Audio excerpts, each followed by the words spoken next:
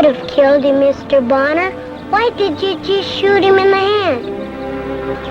Well, the gun's not only for killing, Robbie. The gun's kind of a tool. A tool? Sure. Just like a hoe or an axe. Say, did I ever tell you about my grandfather? Nope. Well, his name was Jebediah Bonner. People mostly call him Jeb. He was a marshal, and a good one. Good enough to stay alive and retire. I was a boy about your age. My ma and pa had been killed before I remembered, and Grandpa Jeb had seen to it that I was raised with Doc Ludlow and his wife. Grandpa Jeb was coming home that day. That's all I'd been able to think about for weeks.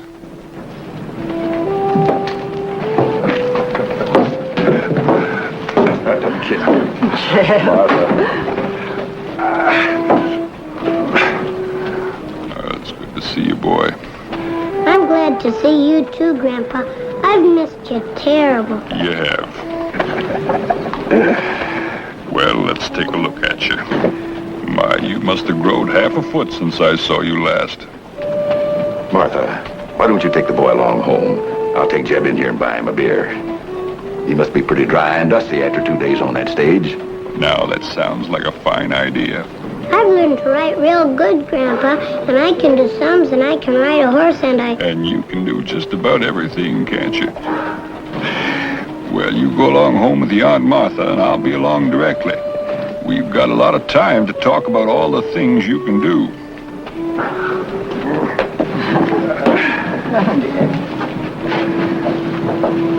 Jeb, suppose we just take that prescription I mentioned a moment ago.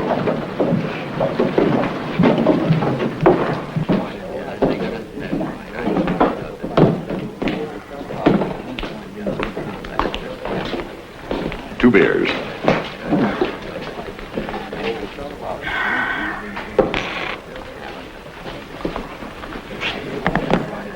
This be the first of a million of them, Jeb. You've earned every one of them. You're Jeb Bonner, aren't you?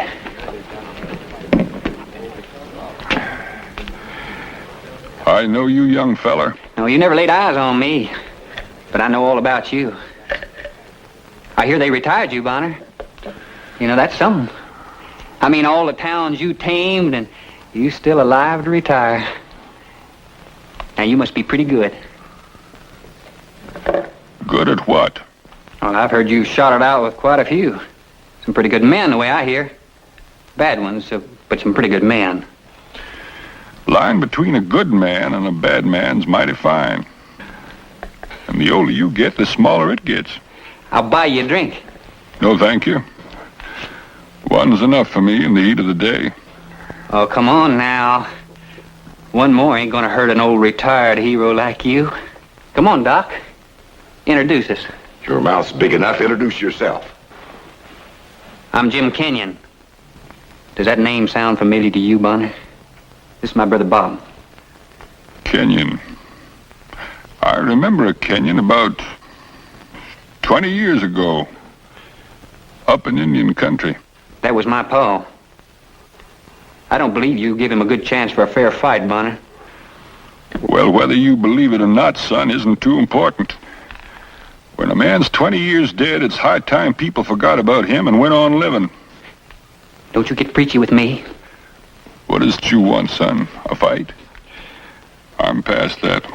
But you go mind your business, Jim. You should teach him to mind his mouth. I've tried to, Doc. He's voting age. You planning on staying in Canyon City? I thought I would. Now, you ain't gonna tell me the town isn't big enough for the both of us, are you? Well, you ain't gonna like it here. And I just know you ain't gonna like it here.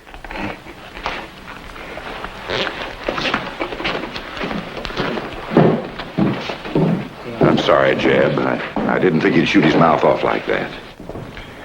Every man shoots his mouth off one time or another. Let's get on home. I want to see that boy of mine.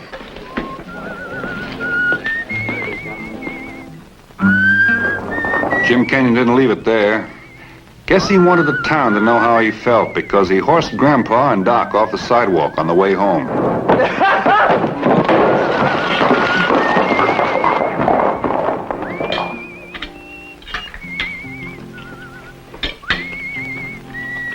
Grandpa, could you really outdraw John Wesley? Well, there was a time. There was a time. Then why didn't you hit that Jim Kenyon? How did you hear about that, boy? Only happened half hour ago. Billy Haskell told me. His pa seen it. You just stood there and let them walk all over you. What would you have done, Vint? Gee, I don't know. Something. Yes, I suppose I should have done something. Then why didn't you? Vint, if you were a real fast runner and been running real hard for 20 years, how do you suppose you'd feel? Tired, I guess. Well, that's me. I'm tired. See that hand? It's got a line in it for every year I've lived. And the fingers that used to be quick and limber, well, they're stiff. And the joints ache when the weather's fixing to change. I've learned a lot of things, but what good's all a man's learning if his body won't do what his head tells it to? Now, do you think I could outdraw that Jim Kenyon? No, sir. I guess you couldn't do anything else but take it. Let the boy alone. He has to be alone now. Yes, I suppose so. But it's always so hard to lose a dream. Excuse me, Mom. I think I'll take a little walk.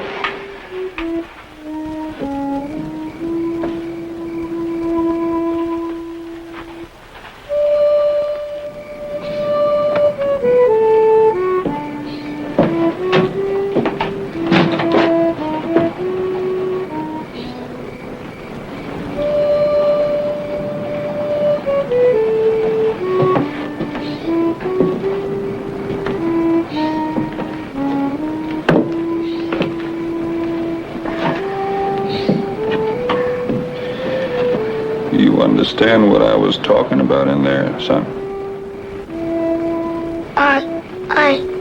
I guess so. You're not young anymore. No, son, I'm not young anymore. But, Grandpa, isn't there something anyone can do, even if you're not young? Well, now, Vince, you just might have a point there. Just might. You stay right here. I'll be back.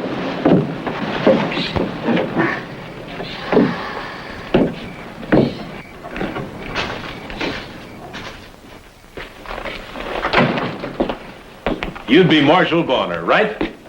Just plain Mr. Bonner now. Well, Mr. Marshal, it's a pleasure to meet you, sir. Sit down. Thank you. I'm sure I know why you're here, right? It's the Kenyons. Oh, I know them well.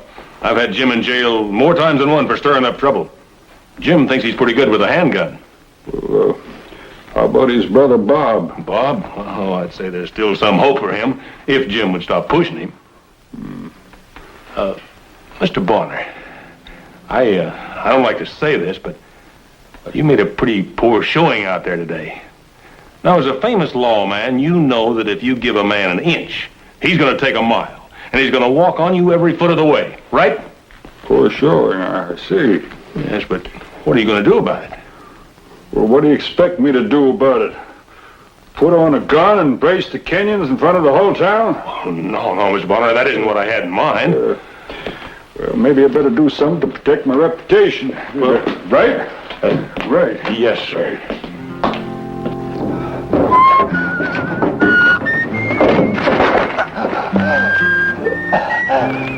Grandpa told me later it wasn't too much for a feller who'd spent half his life rousting drunks out of bars. Just a trick he used on the youngster when he wasn't expecting it.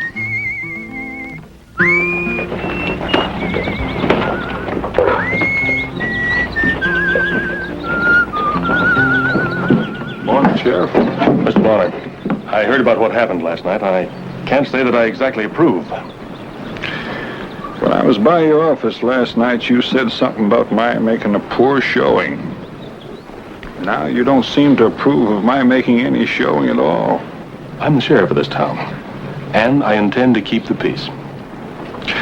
That's a fine idea. Even if some old has-been of a just let me say, I don't want anything to stop me. Well, I always did approve of law and order. Let you and I go out to the canyons and see if we can settle this matter amicably before it develops into something far more serious. Right? All right. Come on. I'll get my hat.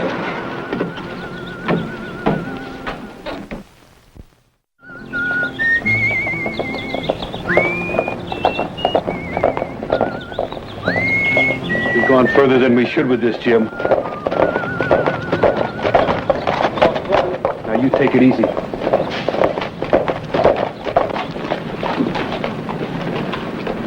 Gentlemen, I think we'd better have a little talk.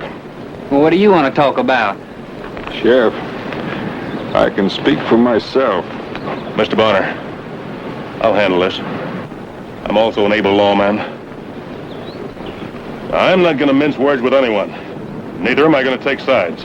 Oh, look, Sheriff. Why don't you stick to rousting drunks? You're going to get into something that won't rub off. I should lock you up. And why don't you step off that horse and try it? I've had about enough of this, Jim. Now you pull in your horns while there's still time. And you shut up, Bob. Come on, Sheriff. Come on, lock me up.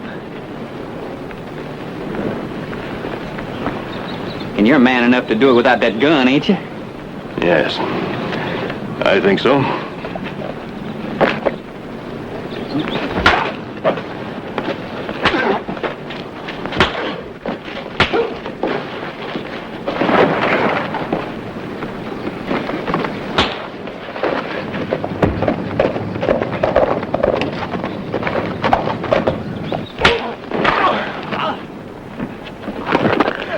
Oh, my back! My back! Oh, my back! My back! My back! Now, quit crying. Come on, you windbag. Get up! Get up! He could be hurt bad. Haven't you had enough trouble? It's always you. You with your gun-toting and your brawling and your hate. Oh, shut up. Don't just stand there. Help me. Look, Bob, she might be your girl, but don't let her talk to me like that. Look, somebody's got to set you straight. You're no good, Jim. Look, I told you to shut up. Now, you just stop right there, Jim.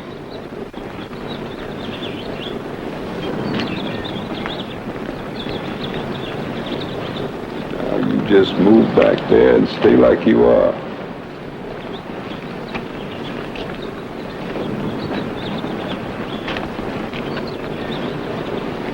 Sheriff, appears to me like you're going to be laid up for a while.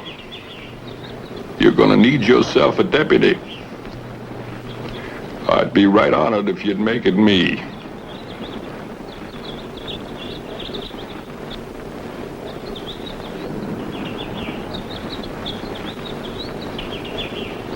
Much obliged. Bob, I'll send a buckboard back for him from town.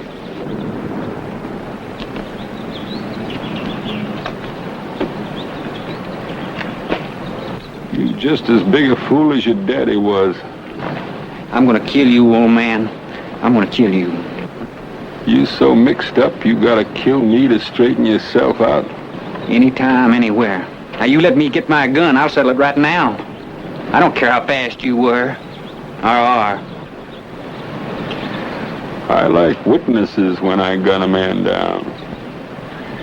Now, if you got the guts, I'll meet you in town this afternoon at 4 o'clock, where everybody can see.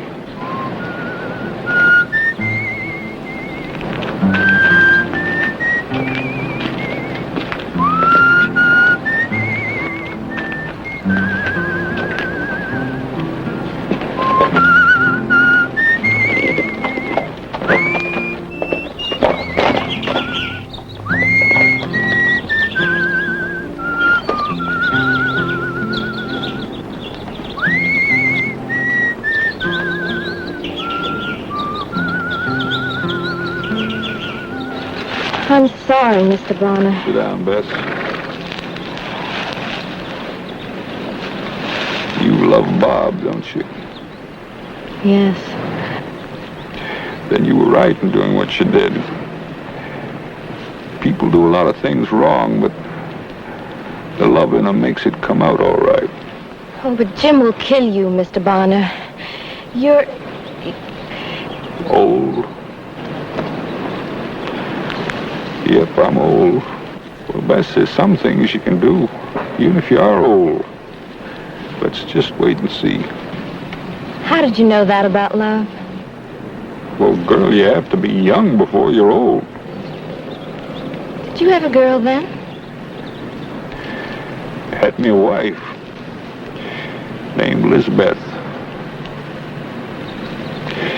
She had eyes the color of a pond right after a quick freeze. She died a year after we were married. Gave me a boy named John. He and his wife were killed at the massacre of Little Creek 5 years ago come next June. And they left me bent. You must have really loved her to remember her like that. Loved her? That's a pretty feeble word to express an emotion as big as the sky.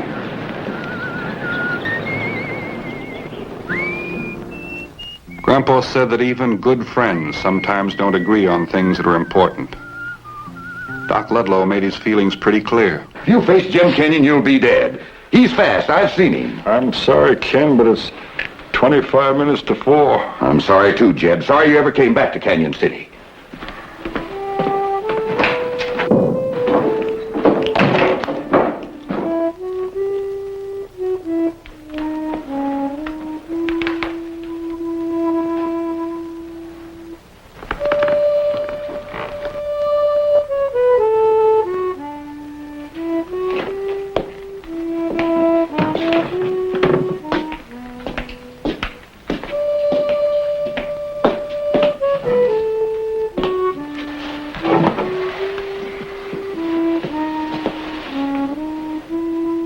Did you hear all that, boy? Yes, Grandpa. I don't want you to get killed, Grandpa. Now you listen to me, son, and you listen carefully. Things don't always turn out the way you plan them, and hardly ever the way you'd like them to be. But however they turn out, you've got to take them coming on.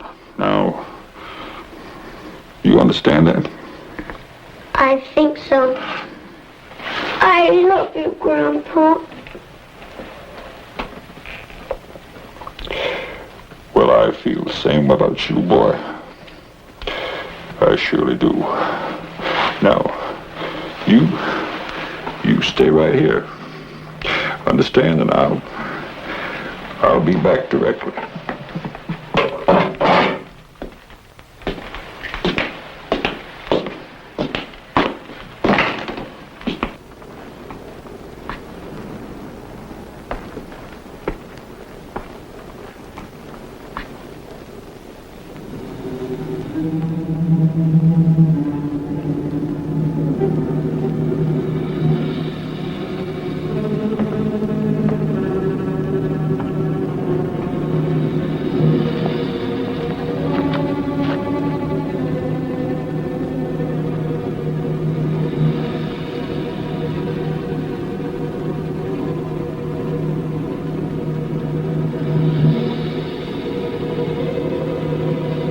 But, Grandpa, isn't there something anyone can do, even if you're not young? I don't want you to get killed, Grandpa.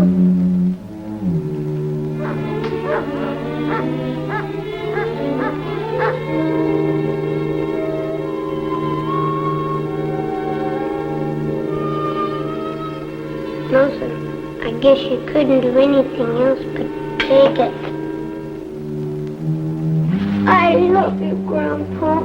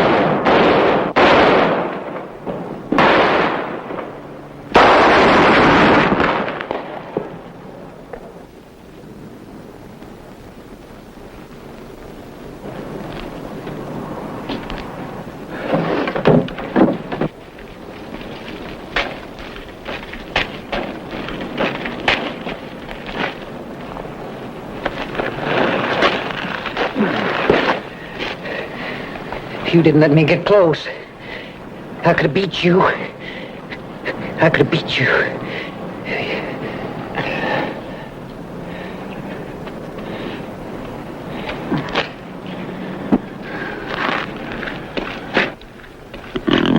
Take care of him, Ken.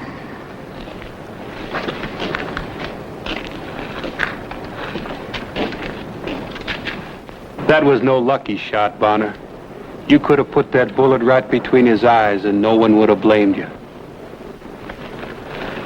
I'd have blamed myself.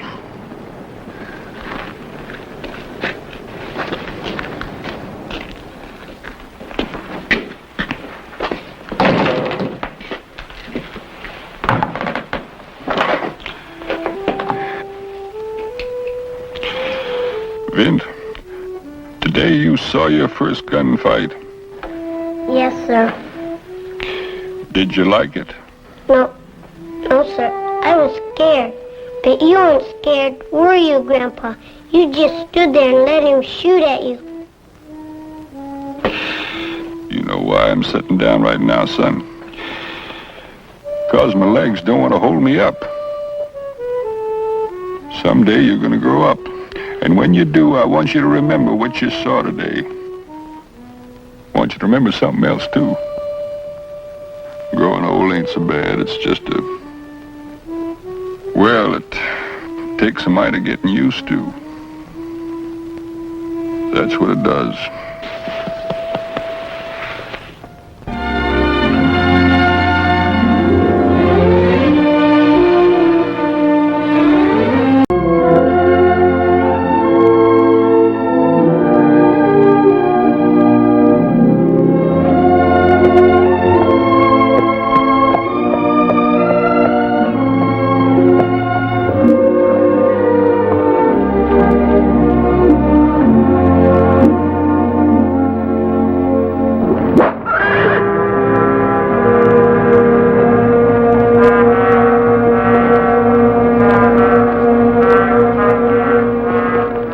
Yaqui Arrow, it had to be. There wasn't another warlike tribe within 200 miles.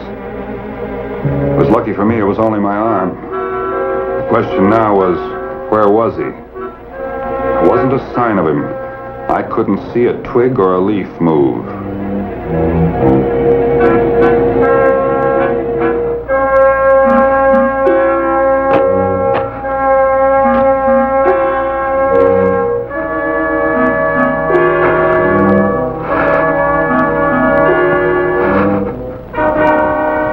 To me like I was going to need all the help I could get.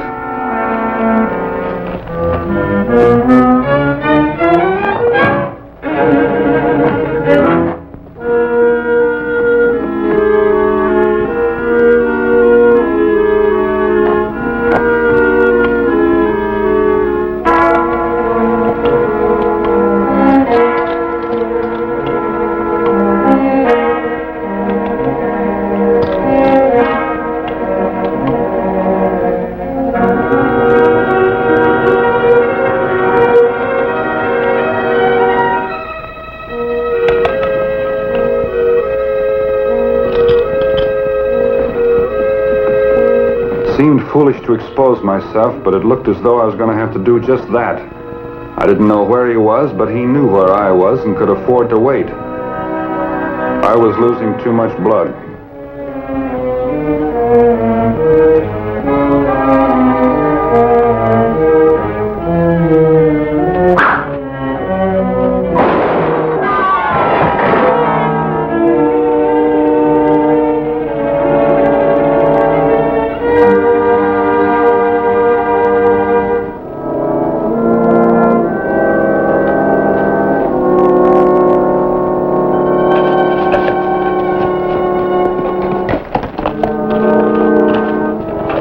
Fletcher place just before sundown, feeling kind of puny. I guess I lost too much blood from that Indian arrow. The turpentine might smart a bit, but it's the only medicine we got. All right. Feels better already. Best let Doc Kincaid see it tomorrow, though. It's a clean wound, but there's always a chance of blood poison. Blood poison what gives you lockjaw, ain't it, Pa? Sometimes. Do you feel up to eating stew, Mr. Bonner, or do you want I should skim off some of the broth? Oh, no, ma'am. I'm hungry as a wolf. Then I reckon you'll make out. We got a cake, 3 layers, with chocolate icing. Tonight. It's got 6 eggs in it. Today's John's birthday. Make a wish. I did. Looks like you're going to get it, too. I know it. You know what I wish? What? That my new boots will fit and won't gall my heels. And they better not, too. Reverend Fletcher, you still of the same mind about staying here? Yes, Mr. Bonner. Oh, I'm not worried about the Yankees. They know me, and they know I mean them no harm. Start, Mr. Bonner. But these Yankees are from the other side of the mountain, down on the Mexico side. They are all children of God, Mr. Bonner, wherever they come from. Bless you, Mr. Bonner. Daniel goes down into the deep Yaqui country all the time, alone. Without no guns, too. With only his Bible and a canteen of water. And the hand of the Lord between me and harm. No, Mr. Bonner. We'll stay on here, where we've been for the past 15 years. We'll stay here until he sees fit to call us home. Some more cake, Mr. Bonner? Well, no, Oh, just a little sliver. All right, till I get my strength back.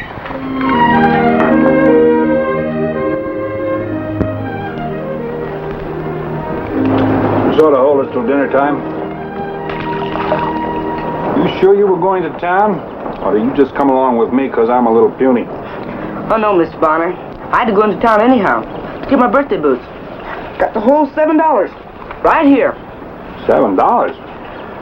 That's a lot of money. Don't I know it. I've been saving up for over 3 years. Cash money's right hard to come by. I know what you mean. See, Pa don't get to spend much time at the ranch and with his car and all. Well, one thing for sure. You'll have the best pair of boots money can buy. Old Tio Paco's the best bootmaker in Texas.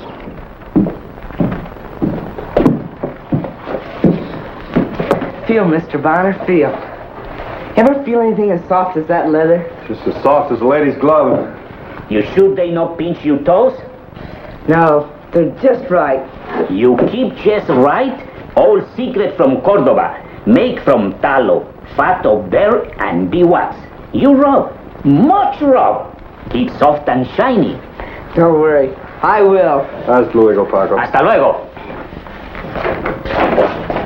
Vayan con Dios, señores.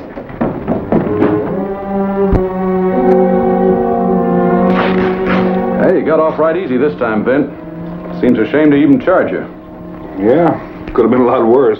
He won't get blood poison, Dr. Kincaid. Oh, no, it's a clean wound. Starting to scab over already. And I guess I'll be getting along then. Hey, hold it. Come back here. I was planning on taking you to dinner. Oh, thanks just the same, Mr. Bonner. But I've got to get back right away. Well, you're welcome to sleep over at my house and ride out in the morning. Thanks just the same. But I can't today. Goodbye, Mr. Bonner. So long, son. Bye, Dr. Kincaid. Goodbye, John. Wonder what he's in such a swivet to get home for. Well, if you'd saved up 3 years to buy yourself a pair of new boots, you'd be anxious to get home and show them off yourself. Yeah, I don't doubt it. Daniel Fletcher's a good preacher. More like a missionary than a regular preacher. But he's not much of a rancher. Hey, Vince. Hi there, Bob. What's the matter? We got some trouble. Like what? Well, I'm trying to make up a posse. I just got word that a bunch of Yankees crossed the river, 35 miles west, killing and burning everything in sight. Headed by a warrior chieftain named El Cran. El Cran, that means scorpion in Spanish, does it? Yeah, name fits him. Just mean poison. Now, I'd be mighty proud to have you and that 6-gun along. Now, Vint has a bad arm, Bob. You mean you can't ride? Oh, I can ride all right, but I think I'll head back to the Fletchers. Yeah, but we gotta go to Sedalia. There are 40 or 50 people there, counting women and children. I'm still going to the Fletchers. But Fletcher's a preacher. They won't bother him. I know he's a preacher, but I killed a Yaqui about 6 miles from there yesterday. I could have brought some trouble on him. Vint, you take care of that arm, you hear me? I'll do that.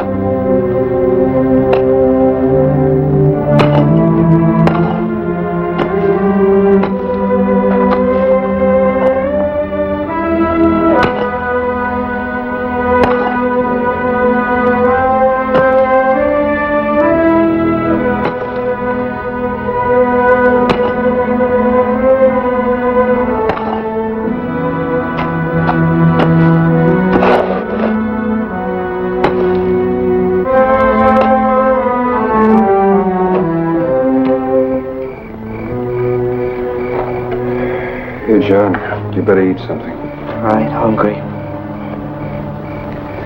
You've got to keep up your strength. What?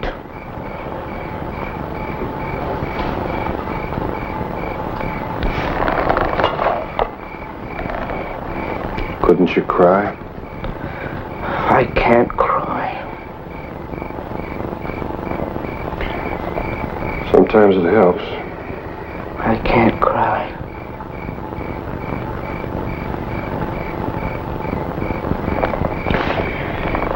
Here, have some water. You're bound to be thirsty.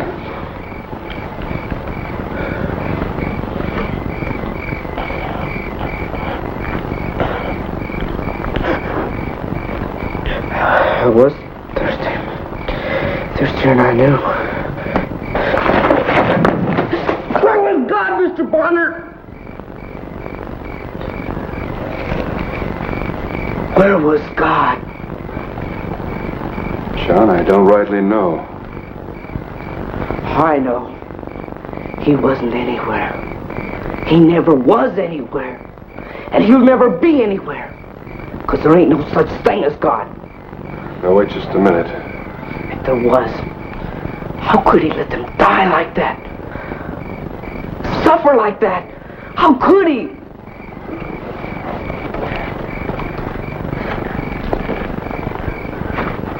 John, he let his own son die. Let him be tortured. Crucified. But that was to prove that he so loved the world he gave his only begotten son. That was to prove something. Maybe this was to prove something, too. Prove what?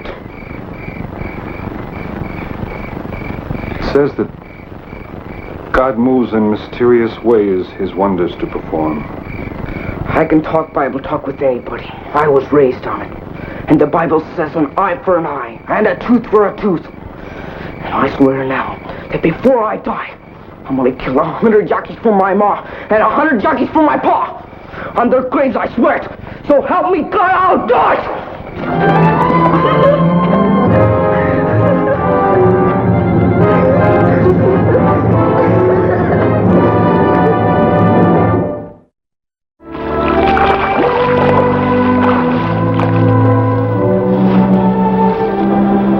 John, it's like I was trying to tell you this morning. We've got some bad people here in Texas. But you can't blame all the people in a country or a territory just because of some of the people. Why don't the Mexicans keep the Yankees down where they belong? The Mexicans have as much trouble with renegades as we do. You can't go around killing Mexicans just because the Yankees live there. Then I'll kill Yankees. 200 of them. And you can't kill Yankees just because they are Yankees. Some of them are nice people. They're not all like this El Alacran. Don't try and change my mind. Listen, John, I know how you feel. And you've got a right. What I want you to do as I asked you to. Stay with Dr. Kincaid for 2 weeks until I get back from Laredo. Then my arm will be healed and we can go on the trail of the Yankees that did this. Those are the ones we want. The guilty ones. Guilty bad dogs. Guilty rattlesnakes. Is that what you mean, Mr. Bonner? They're still people. Not to me. All of them. All of the dirty, crawling, murdered tribe. John, will you do as I ask? 2 weeks. Is it a deal?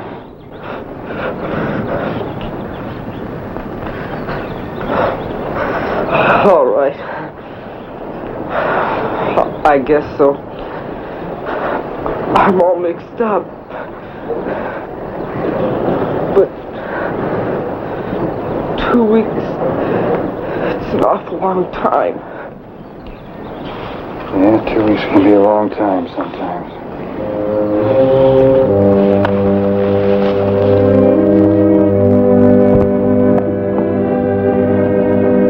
I got back from Laredo 2 weeks later, like I said, and I went directly to Dr. Kincaid's office. I was kind of anxious in my mind about young John Fletcher. Hi, Doctor. Having a little siesta? Oh, no. Just resting my eyes, Vince. Just resting my eyes. How's the arm? Oh, just as good as new. Where's young John? How's he been doing? He went away 4 days after you left him here. He what? Took my new magazine rifle and 200 rounds of ammunition. He stole them? Well, no, not exactly. He left me an IOU against the ranch and cows. And a note saying he was sorry, but he had to go.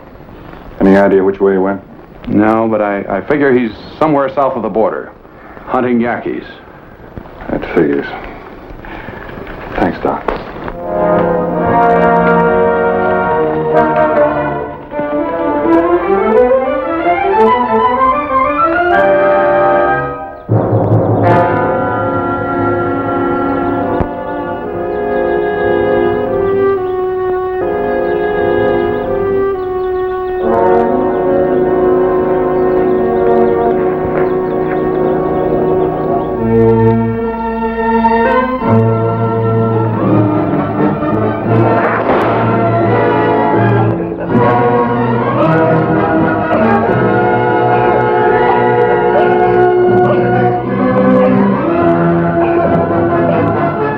Young Fletcher's trail wasn't too hard to follow. Wherever he passed, he always asked the same question. Where was the Yaqui country? Then he would ride on, not heeding the warnings of the villagers and ranchers that the country was dangerous. After 4 days of hard riding, I talked to a couple of Yaqui squaws. They told me there was a sick white boy in the hogan of old Lupo Lazaro. I found his hogan without much trouble.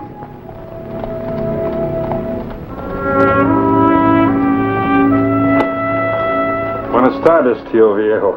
Good afternoon, amigo. Oh, you speak English? Not good, but enough. You seek the young white boy. That's right. How did you know? One is informant. He is here.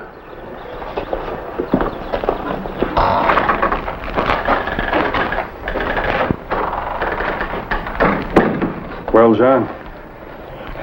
Yes, Mr. Bonner? Broken, huh? I slipped on a ledge. Anyone could do that. That's nothing to be ashamed of. 2 of our people have found him. They brought him to me. I see. He will walk again soon. The bones of the young heal quickly. But sometimes the hearts of the young do not. I don't follow you. I know who he is, senor. I knew his father well. He taught among us. I know why he is here. For many hours, the fever possessed your mind, son. You talked. I did not tell you before, for then you would have been afraid. But now your friend is here, you will not be afraid.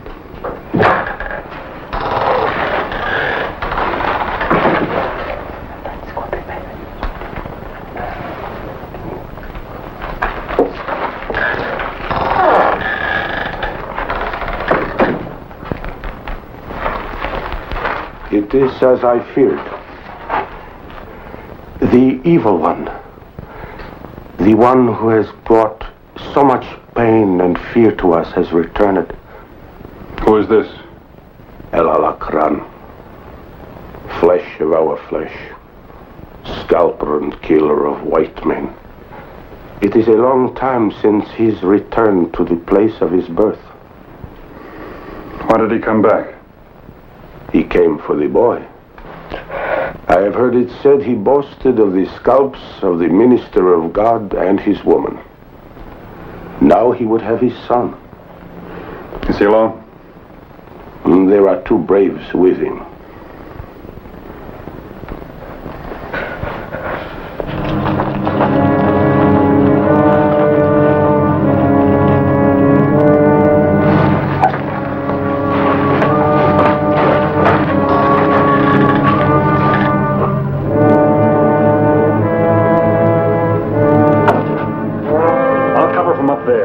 You guard the boy. Bueno. May God have mercy on us all.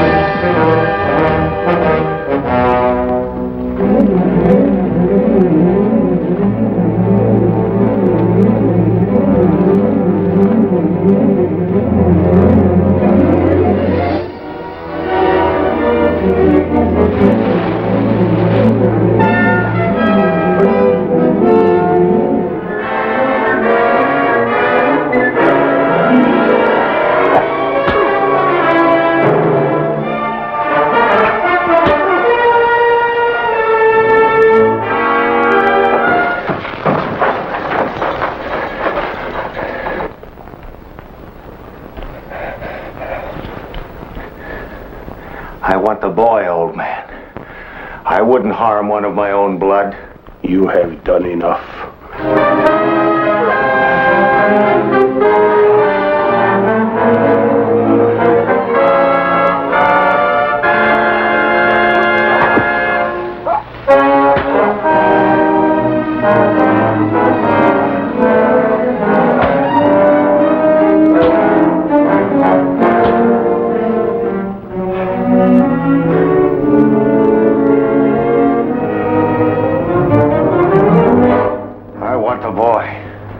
You have killed enough.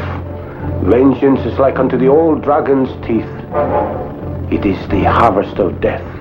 Don't talk, old man. Give me the boy. You have murdered. You have killed with blind vengeance. The father of this boy was a peaceful man of God. You cannot have him.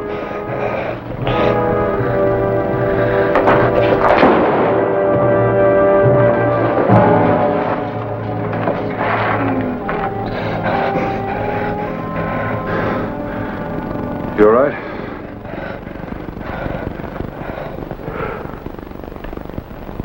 This is Al Alacran. When he was a boy, like you, he returned home to the camp of his people and found them all dead. The white man had massacred them. This is the man who killed your mother and father.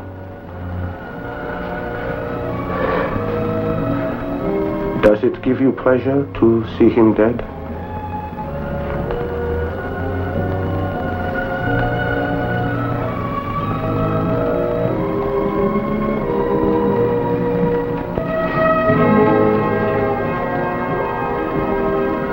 Do you know where God is now, John? I think so.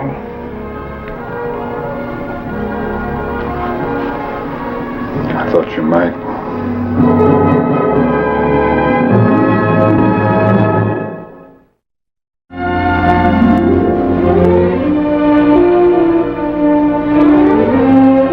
Spring roundup time that I received word that Jeff Giffen, an old buffalo hunter and an old friend, was dying, and he wanted to see me.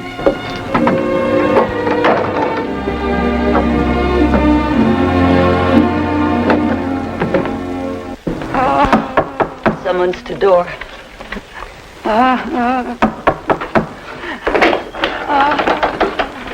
What you come for? Well, I came to see Jess. Is he... Not yet, but he's fixing to. You a friend of his? Yes, ma'am. He sent for me. My name's Vint Bonner. So you're him. Well, come on in.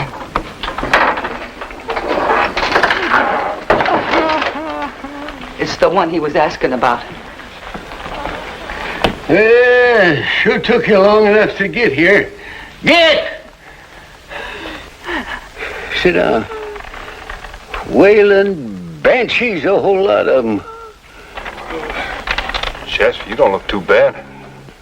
I'm through. I know it. Now, that's no way to talk, Jess. Well, it's truth. For myself, I don't mind going. I've lived long enough. But having to leave Mercy Day all alone, that's what's troubling me. Then, I gotta be sure that she's taken proper care of. Well, that's only natural. I figure that you're the one to see she gets it. Oh, you mean you want me to take her to one of her relatives? She ain't got no relatives. Not even kissing kin. Well, Jess, you can't mean that you want me to... I already told her. If she don't want to wind up like the rest of the women around here, she's got to get out of the mountains. Yeah, Vint, open that.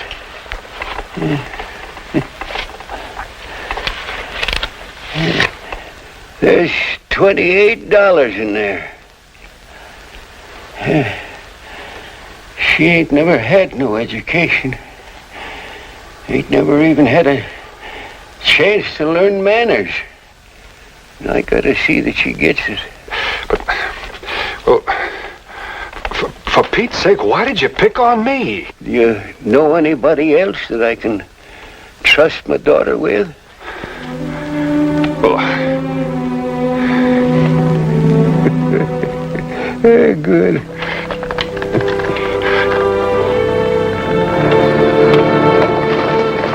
Well, the day after Jess's funeral, I rode out to get Mercy Day and take her on to Clay City. If it wasn't her poor pa's dying wish, we wouldn't allow you to do this. Oh, you poor thing.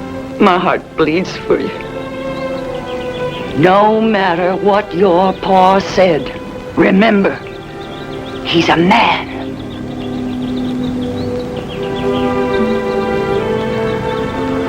well, Mercy Day, you ready?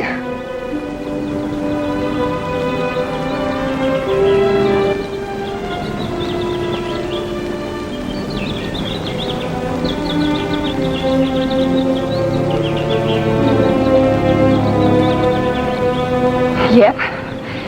Stove fire's out and cabin shut solid. What's this? My pappy said I was always to keep my gun.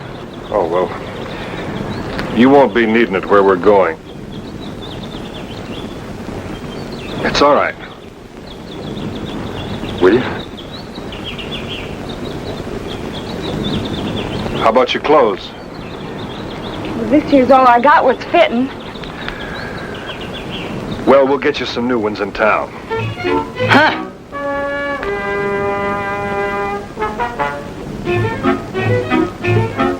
Let's go.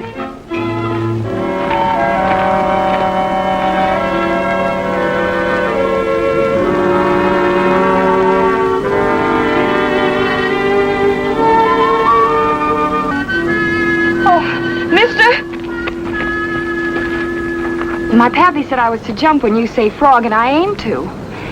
But, what about Jub? Jub? Jub Buckstar.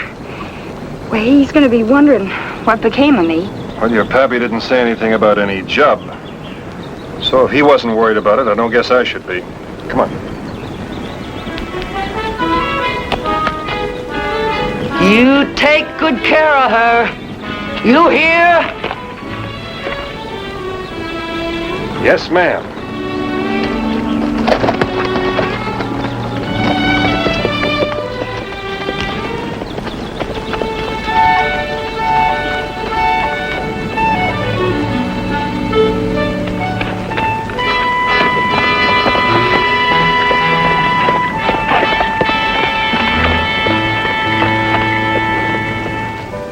Took 2 days to get to town, and now that we were here, I was wondering what I was going to do with her.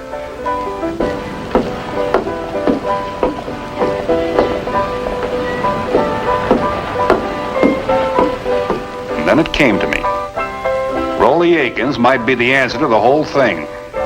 I knew Rolly had taken in a lot of gals in her time. Of course, I don't hardly believe none of them were as dirty as this one.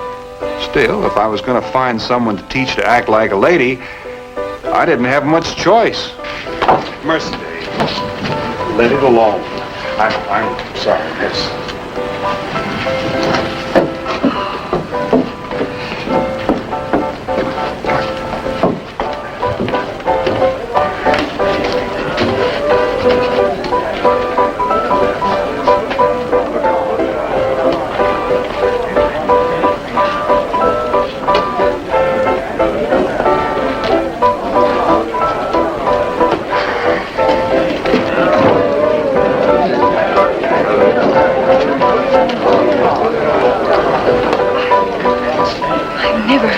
Of a place like this before. Oh, it's not as bad as it looks. It's like a real fairy castle. Yeah. Mercy Day. You stay right here. I'll be back. Pleasure me.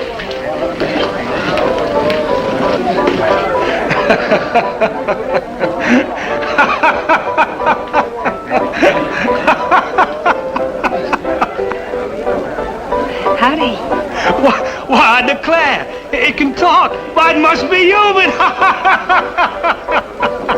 Raleigh. Vin, how are you? Fine, thanks. How are you? Fine. Look, you see that girl over there? Well, I want you to take her over and... Oh, now, Vin, you know I'd do almost anything for you, but Raleigh, look. I promised her pappy on his deathbed I'd do what I could. Now help me out, will you? Are you sure that's a girl? Come on, take a closer look.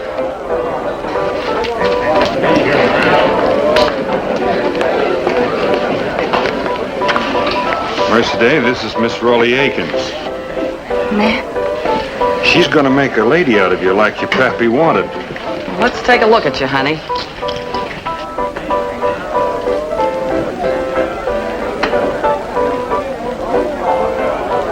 Well, there really is a girl under all that dirt. You think you can do something? I'll give it a try. You go on over there, honey. We got work to do. It's all right, Mercedes. I'll be over. First time there's any trouble, Vin, out she goes. There won't be any trouble. She's as gentle as a lamb.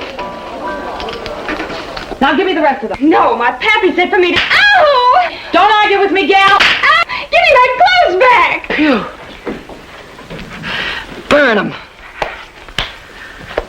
Well... 25, gentlemen. It's up to you, Vin.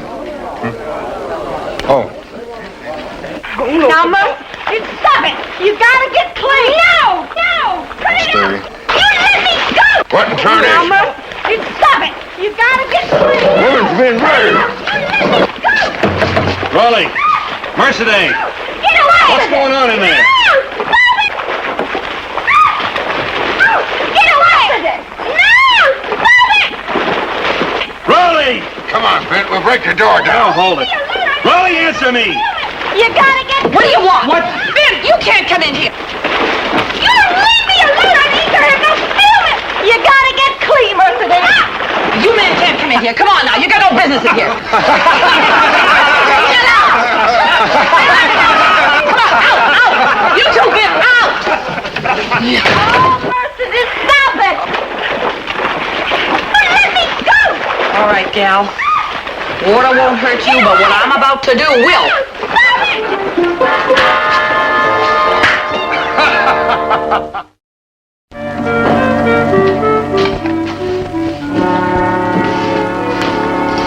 Morning, Raleigh. Well, good morning, Vince. Sit down and have some breakfast. You haven't eaten yet, have you? No, didn't get much sleep either. Neither did we. We've been up all night working on that friend of yours. Oh? You ready, gal?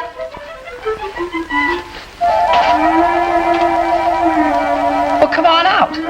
Yes, sir.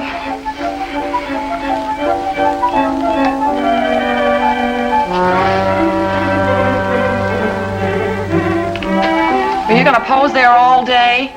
Come out where Mr. Bonner can see you. Yes, sir.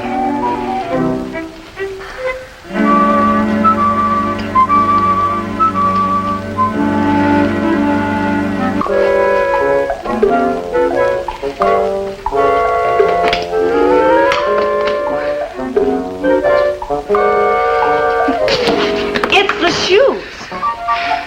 It's going to take her a little time to get used to them, Vince. All right, honey, you can take them off.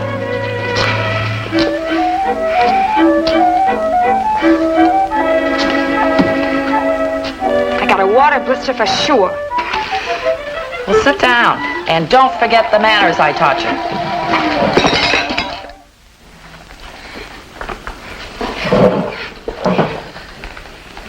Smell me. Ain't that something? That's something. Ain't never used no stuff like that before, except maybe some crushed mint here and there. Well, how do you like being dressed up in a fine dress like that? Oh, I like it fine. Except maybe Jub would think it was putting on. Jub, who's he? Oh, some mountain pup she left back there. Mercedes! Mercedes, put it down. But I'm hungry. Well, you don't do it that way. Here, take this and this, and you, no. There.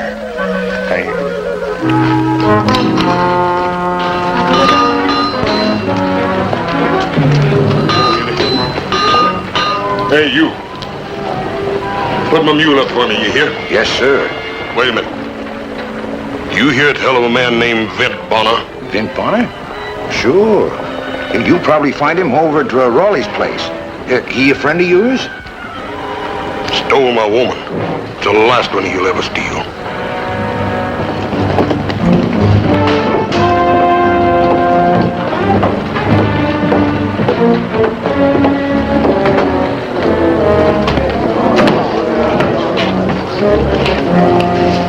I'm looking for a slick-talking, woman-stealing man named Bonner.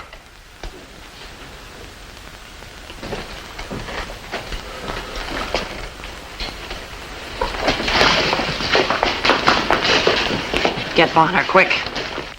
Dragon whiskey.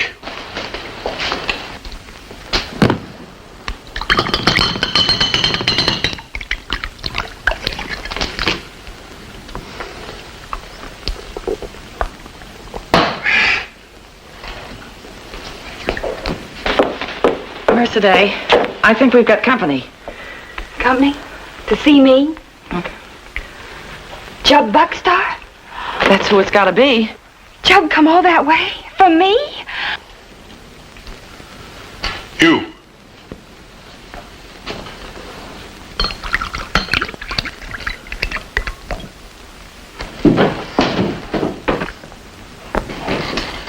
You point this Bonner out to me.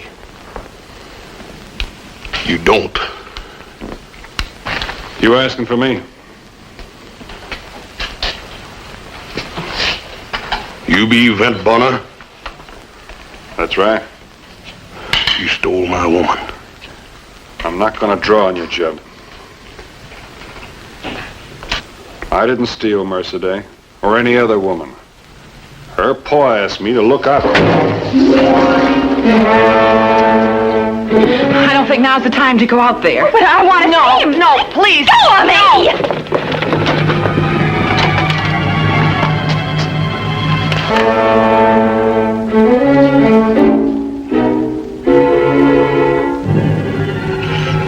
Job!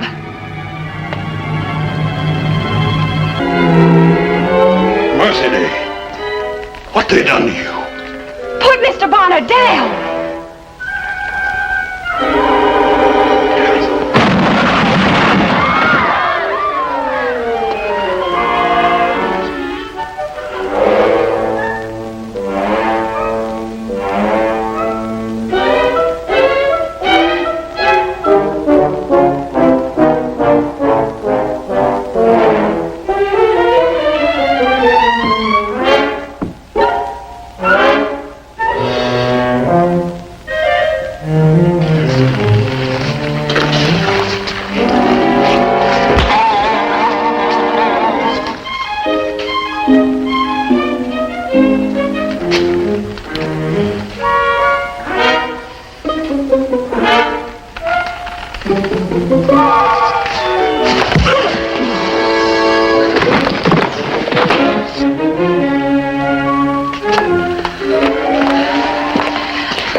Don't say I didn't warn you. You should have told him you was taking me. I knew he wouldn't like me changed.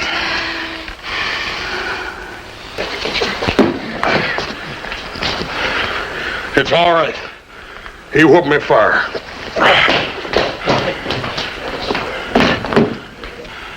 You can have your unnatural painted woman, Mr. Bonner, wearing fancy dress and shoes, but you can't change what's inside you.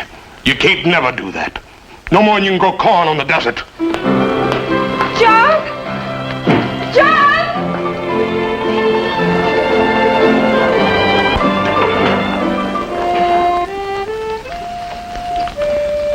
I just can't figure out why old Jess ever sent her down here. A woman like that belongs in the mountains. She ought to have a chance to better herself. Better herself? Ha! All that paint. She was pretty before. Real pretty. Well, she did say you wouldn't like her changed. She did? She told you about me? More than once. Well, sure wish I'd been there when old Jess took sick. Things have been a lot different. Oh, you've got a nerve. Let her see Buckstar alone indeed. After all the work I did on that girl, why, the man is dangerous. He's a brute. But Raleigh, look. I know she acts like she wants to see him. But that's because he's got her buffaloed. She's scared to death of him. That's right, Vint. Man like Buckstar sure wouldn't want no daughter of mine to have anything to do with a man like that. Now listen to me, both of you. He's not as bad as all that. Oh, no? No, and beside, he talks some sense. Like what? Well, like corn doesn't grow in the desert. Now, you listen to me. Her pappy wanted her out of the mountains, and it's your job to see that she stays out. You made a promise, didn't you? Well, yeah. That settles it, Sheriff. You do your duty. You go tell Buckstar to get out of town and make it quick. Now, Sheriff. You stay here. Banshees. What? The old man was right. So right. Come in. Hello there, Mercedes. I just dropped by to say that... To say your goodbye to me. Heard you was leaving in the morning to take a job over to Little Falls. Well, it won't be forever. I'll be stopping by from time to time. Mm-hmm. Sure look mighty fine in that outfit. It's a chore to me, Mr. Bonner. All of it is. Even to filling up my lungs. But I'll stick to it, though. Long as I got nothing better to do.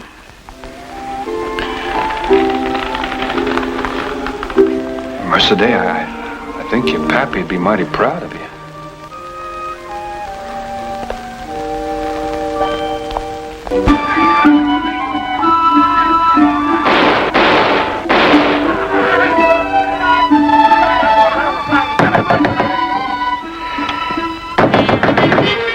Come in. Buckstar stole Mercedes. We've got to get her back. Hurry up, come on, get your pants on. Look, would you let loose a bit? I'll go with you, but get out of here while I do get my pants on. Oh, well, hurry up. Buckstar, you might as well give up. You can't get away with it. That's right, Jub. It's all my fault. It ain't your fault, Mercedes. It's your pappy's.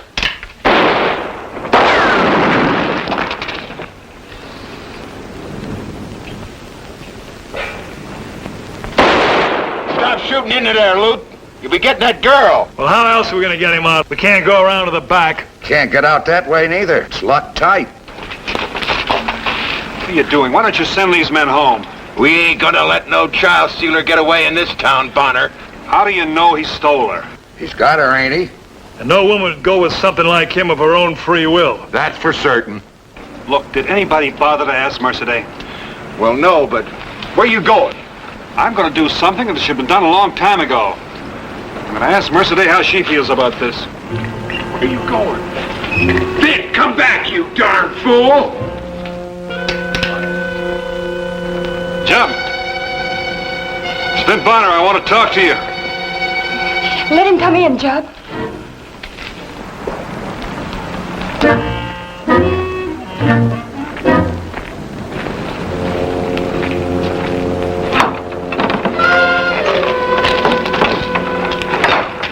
Now look, Jub, Mercedes, I want to help you two, but if this keeps up, somebody's liable to get hurt, bad. They started it, Mr. Bonner. I don't want to shoot nobody. We just come in here to get my donkey, and that Mr. Luke started yelling and shooting, and he could do no more than just shoot back.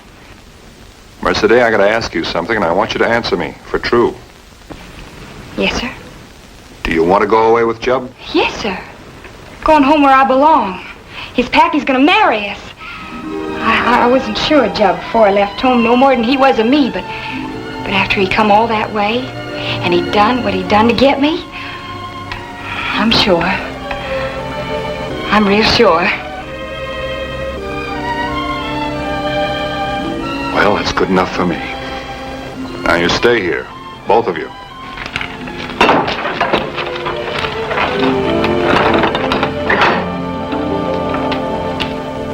You can convince me of a lot of things, Vince, but you'll never get me to believe she's going with that brute because she loves him. All right. Mercedes! Mercedes, come on out here. It's all right. He told him. Mercedes!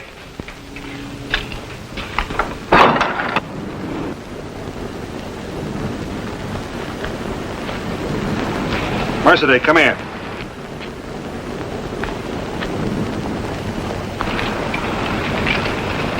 Look, they won't believe me. They want to hear it from you yourself, so tell them.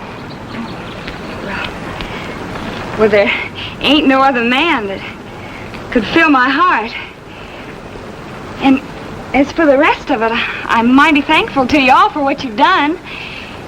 But I know I'm going to be happy at home now, because I'll be with my man.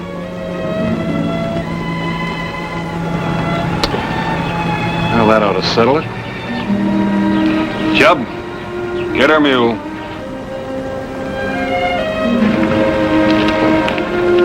And just when she was learning how to wear shoes.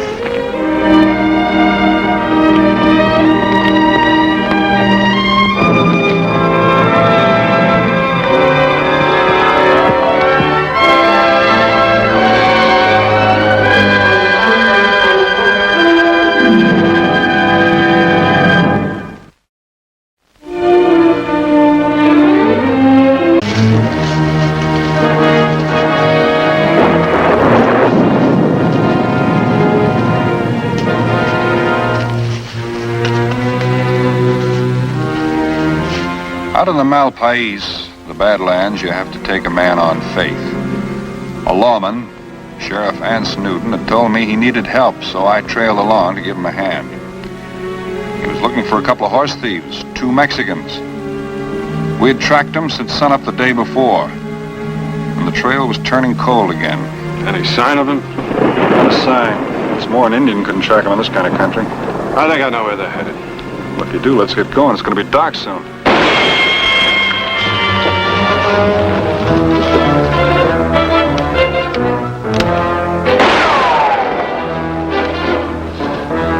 Firing high.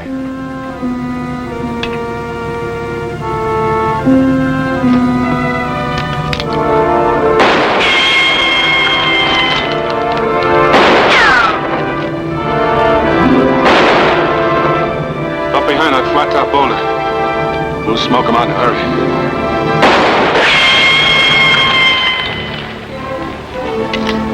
Something funny about this. He's still firing high. He's not even trying to hit us.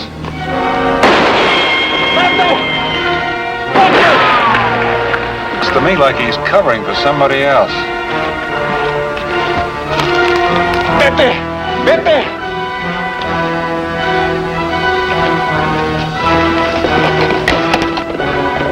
There he goes.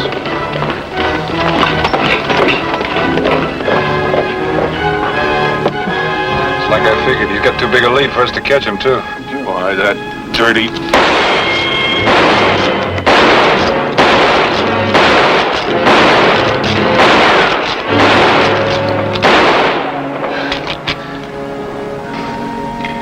What was that, target practice? Señores, for the love of God! Señores, do not shoot! Anyway, we cornered the other one. I give myself up. Please listen to me. We're listening. Talk! My horse is played out. I cannot go on. I surrender myself. Throw your gun out. Thank you, Señor. Thank you.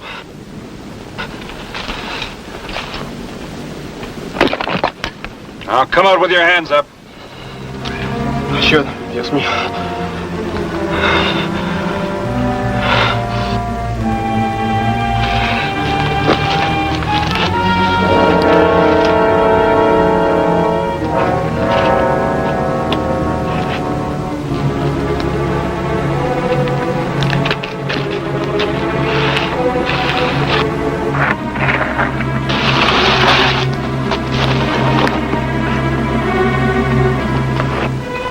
Come a little closer, boy.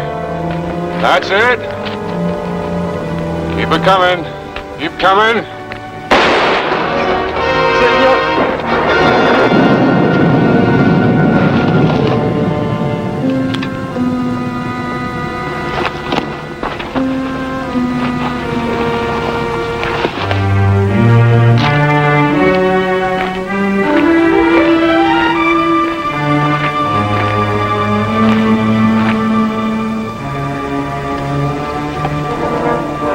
What did you shoot him for?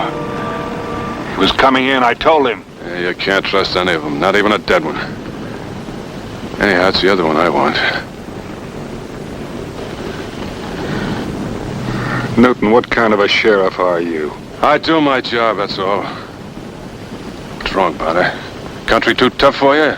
Maybe you'd just like to turn in your deputy badge and quit. I won't need your help anymore anyway.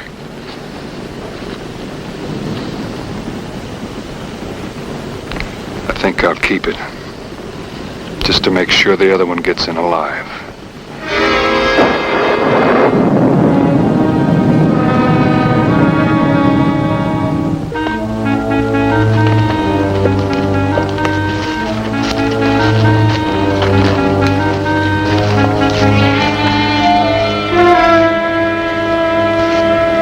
Had enough, Bonner? All ready to quit now? We haven't seen one footprint since yesterday. I tell you, these people are homing pigeons. He'll be there. Come on.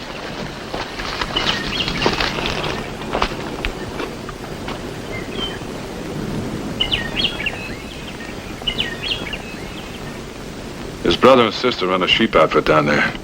How do you want to handle this, Newton? Well, Lupe's folks know me, but you're a stranger and Lupe's never seen you. You ride in and scout the layout while I wait here. How'll I know this Lupe when I see him? Here. Print's all torn off the bottom. Ah, you can't miss it. Lupe Sandoval. Then what? You ride back here and report. And don't get too tender-hearted, huh?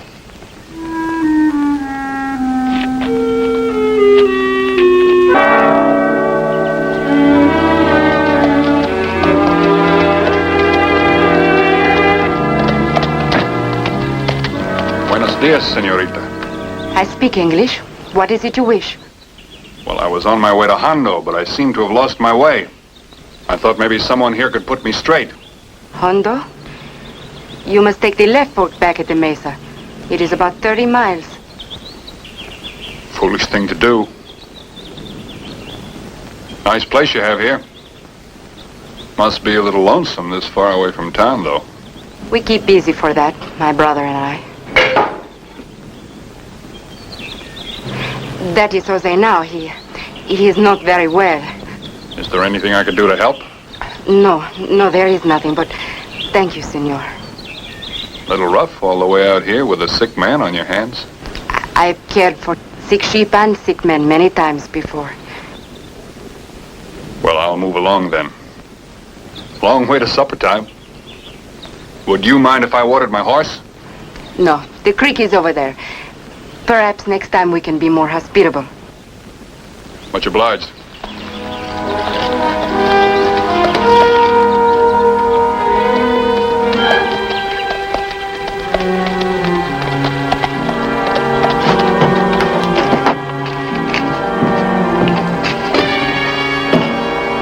I wish I knew for sure. Maybe he's one of the two who followed us. I would kill him. Oh, Lupe, no.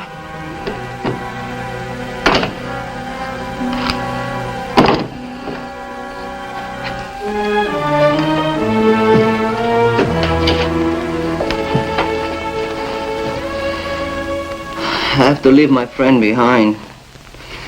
My friend Miguel, there was much shooting. Maybe he was hurt. You did what you had to do. Do not blame yourself, Manito. I'll make it up to him.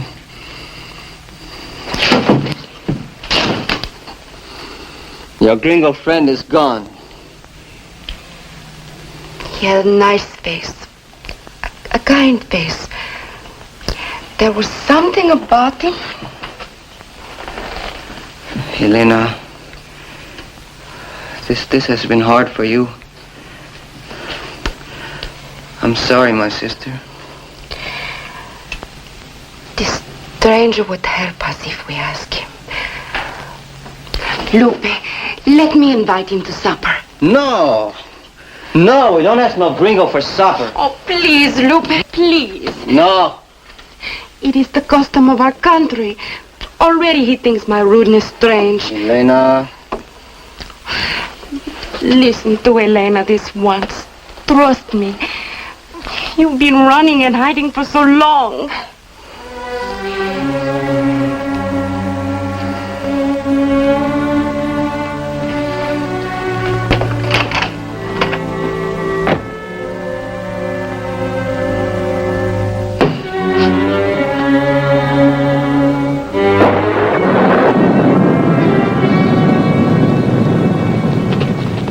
Mighty grateful to you, Miss Sandoval. All I've had to eat all day was dust. My brother is feeling better, and we have so few visitors. You honor us.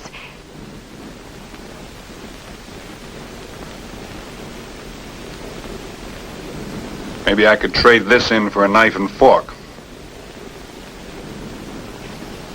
Perhaps you better wait till you taste my cooking.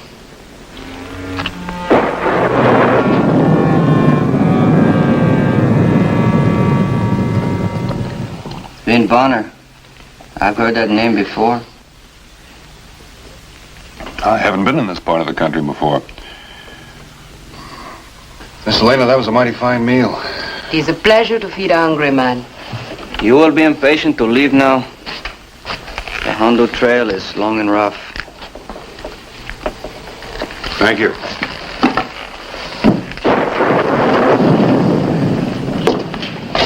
But it's late.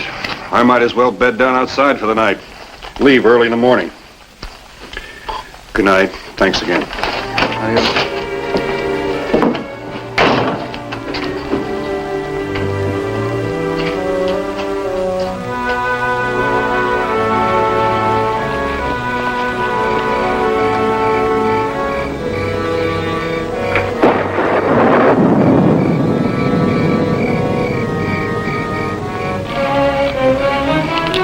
Senor Bonner, Sorry, Elena. What is it? my brother says that you are called the Sikh shooter. Sometimes. Why do you come to our canyon? All right. I should have told you. I came for him, for Lupe.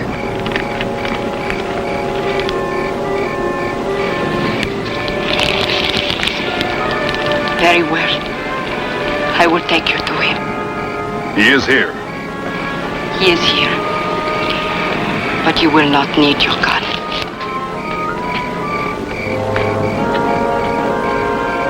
He came home last night. Came home to die. Sick with the fever.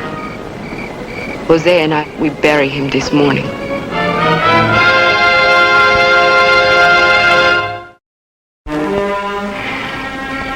We had our land, our sheep.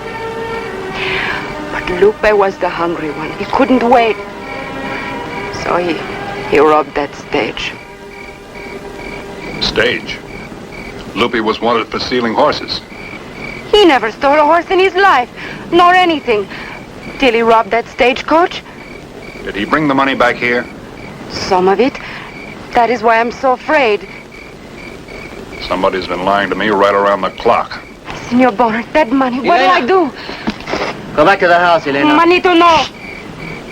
You have overstayed your welcome, senor. I will escort you back to the Mesa Trail. I'd like to talk about this, son. No, we don't talk. You tell him, Elena. Tell him I shoot. You know I will. Yes. Yes, you better go, Senor Bonner.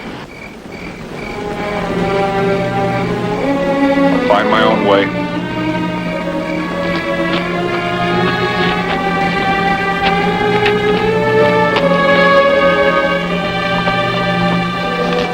After that, I didn't know what to believe. Elena hadn't told me all the truth about her brother. But I'd sure take her word over Aunt Newton's.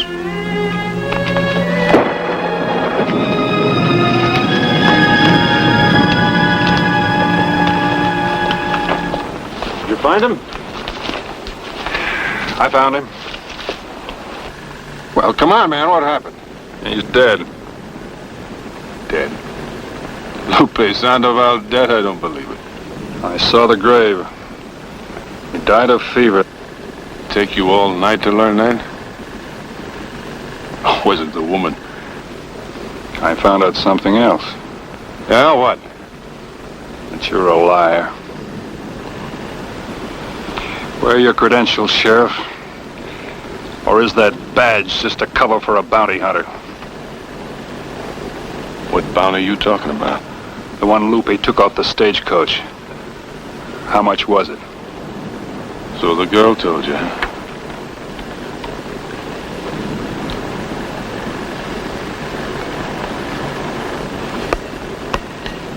So I'm a bounty hunter. That kid got around $5,000. And he wouldn't blow it all in Mexico. I know he brought some home with him. The way I figured, Bonner, you and me, we could split it 50-50. We just walk down the canyon, take the money and ride off. The girl will talk. You're the boy to sweeten her up. 10 cents worth of tin. Drop the gun.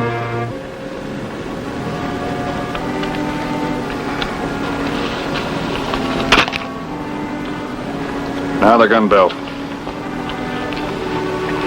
You stay out of that canyon. Don't you bother those people again. You think you can grab all that money yourself?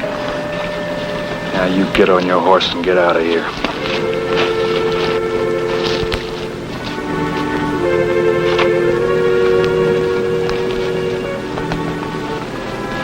I'll fix you for this.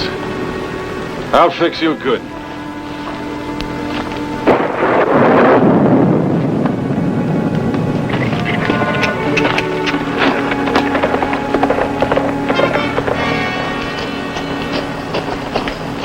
Senor Bonner.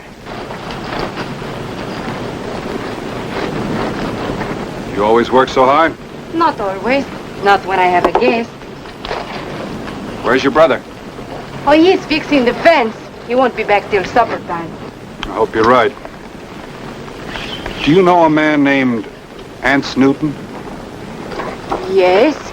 He's been here asking for Lupe. He's a malo, a bad one. He knows you have the money here.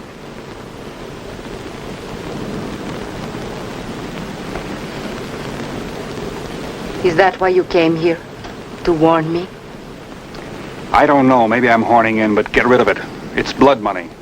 It'll only cause you sorrow. Oh, I knew you would say that. Come, I will show you.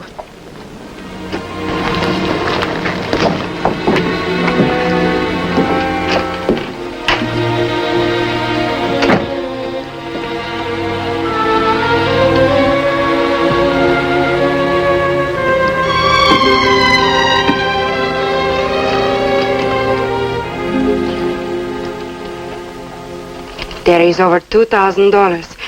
More than I have seen in all my life. 2,000. What happened to the rest? I don't know. Horses, bribes, places to hide. Take it, please, out of this house. Take it and go. You'd trust me with this? A stranger? You are not a stranger. Elena, that's one of the nicest compliments I ever had, but Jose is the man of the house. I must speak to him first. Let me tell him after you've gone. You can't protect him forever.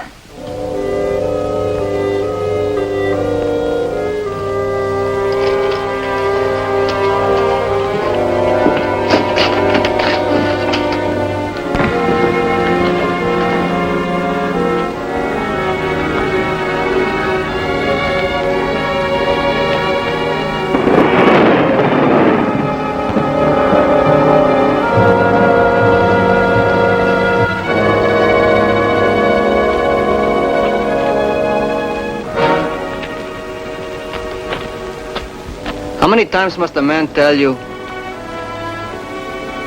Put the gun down, Lupe. I told you, my name is Jose. Jose Sandoval. I think not. I think Jose is buried in the grave yonder. You told him? No, she didn't tell me. She's a loyal sister. I knew for myself. That's true? Yes, Manito. He knows. He knows everything.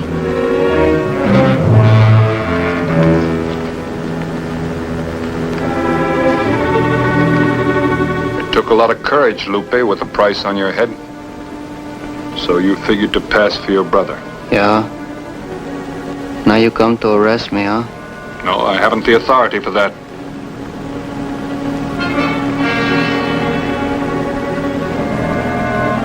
Oh. Miguel is dead? I buried him. Miguel is dead. Because of me. You owe him something. Will you come back with me? To jail? To stand trial for the holdup.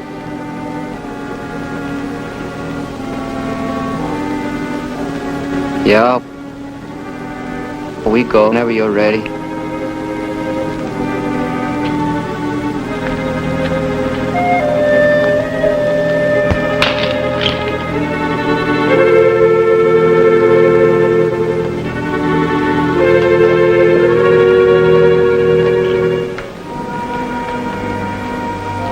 Saddle your horse, Lupe.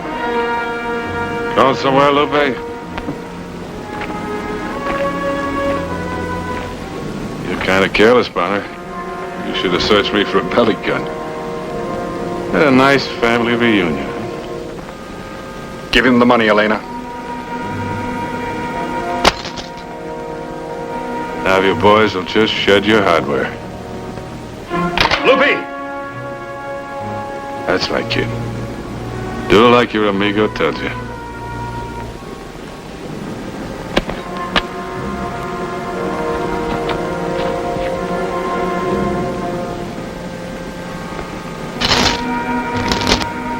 Feels sort of light, querido. Where's the rest of it? There isn't any more. You've got it all. Lupe spent the rest. I'm not asking you. There was $5,000 on that stage. You got some more around here somewhere. No. No?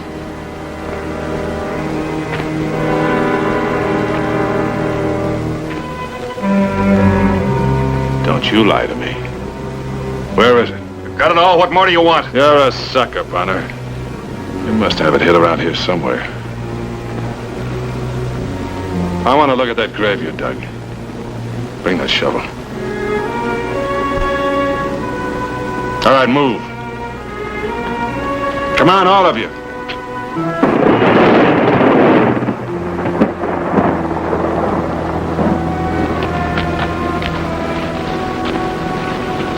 Well, now name me a better place to hide money. All right, boy, over here. Come on, move.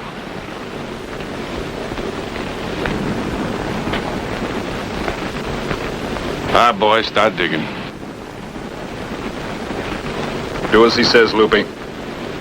No. I don't dig anything. You killed my friend. Bonner?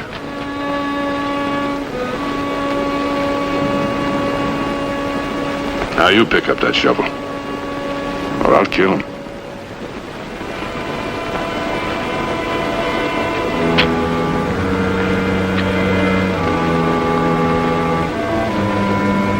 Bonner, now you dig, huh?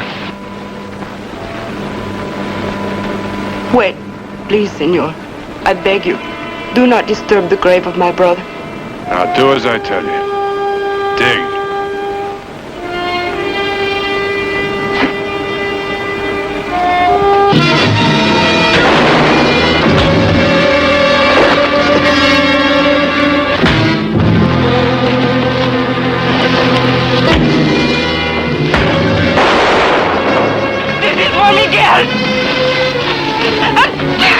Elena, no.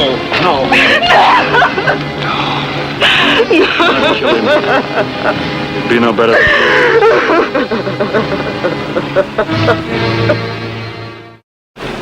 This is my home. I must stay here. Gonna be all right? A woman can always manage. Are you coming back? Sure I will. When, Big Bonner? I'll be back sooner than you think.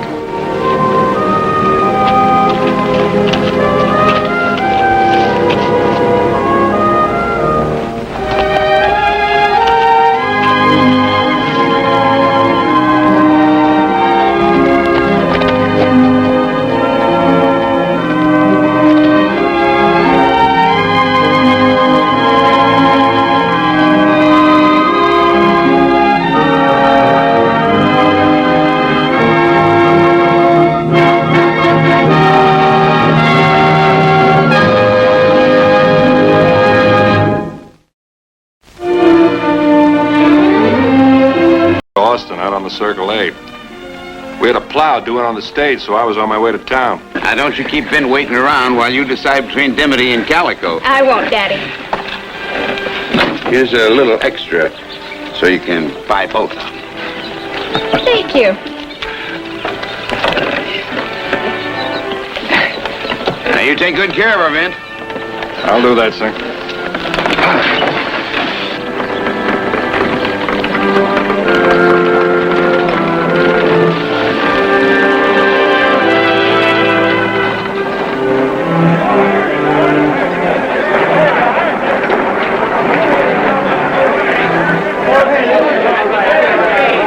There's Vin!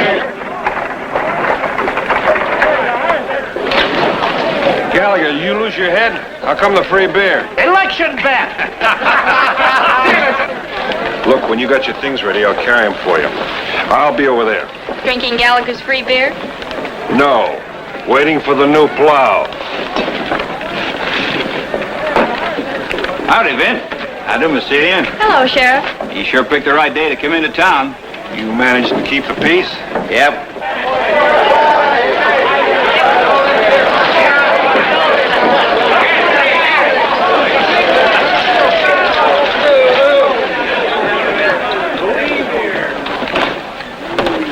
Hey, Skinny. That's the hotel? Yeah. 4 bits a day in advance. Josie Collins live here? Who'd you say? Josie Collins. This where she lives? Yeah. This is where she lives, all right. She in? Well, judging from the time she was having last night, I'd say she was all in. Free beer. The boys are having a little fun. There can't be too many rooms in this place. I'll find her myself. First room at the top of the stairs. Josie, don't send that fresh kid packing. I'll run her out of town. And if you let him buy booze for that gin-soaked old harridan, I'll run you out of town. Josie, she'll pat him on the head and send him on his way. All right, Vin, how about that beer? Later. I gotta pick up my plow. All right, boys, you want any more? It was lunchtime and past before Celia was through shopping, so I bought her a steak at the Cattleman's Rest next door. That was a good lunch. Thanks. I'll bet you they don't feed you that way back east. I like it better here. This is where I belong.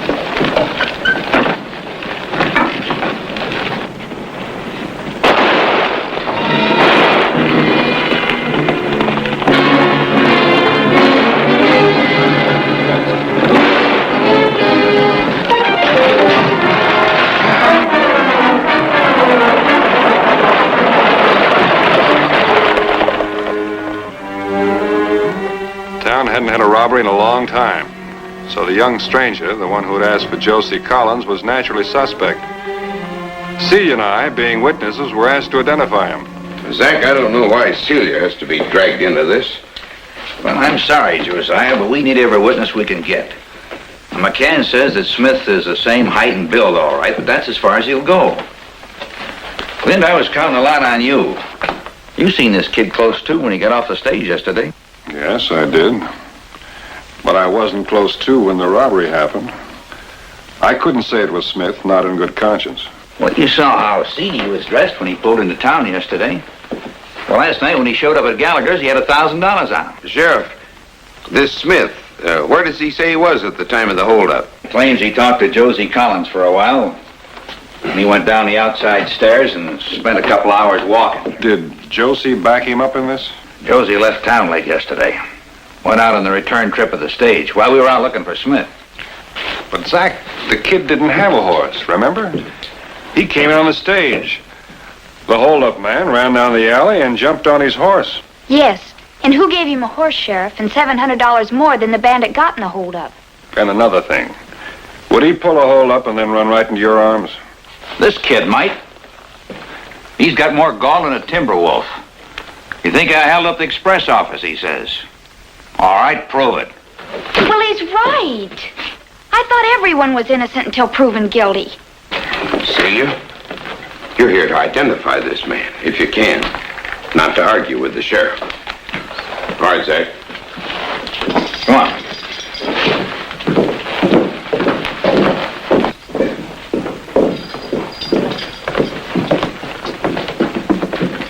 Well, I'll say this for you, lawman.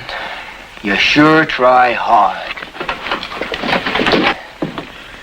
Miss Austin, I'd like to have you take a look at this prisoner. Tell me if he's the man you saw run out of the express office yesterday.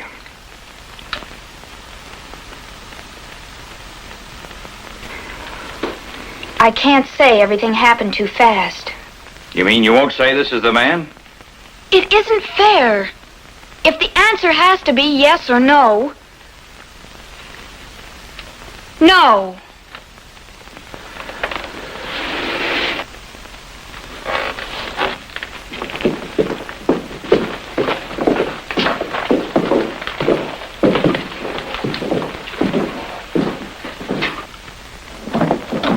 Well, looks like I'll have to turn him loose.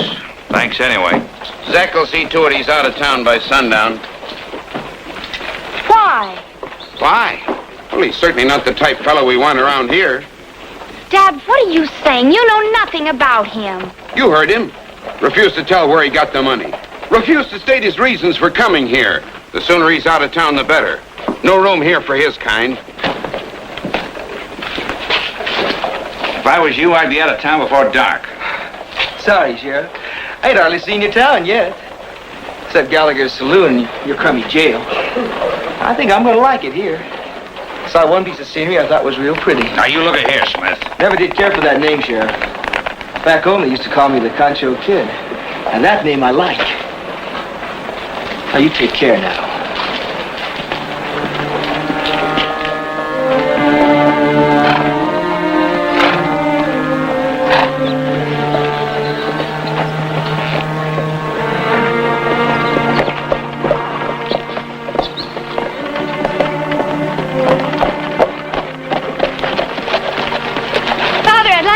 Get off my land. Now, wait a minute, Mr. Austin. Get out!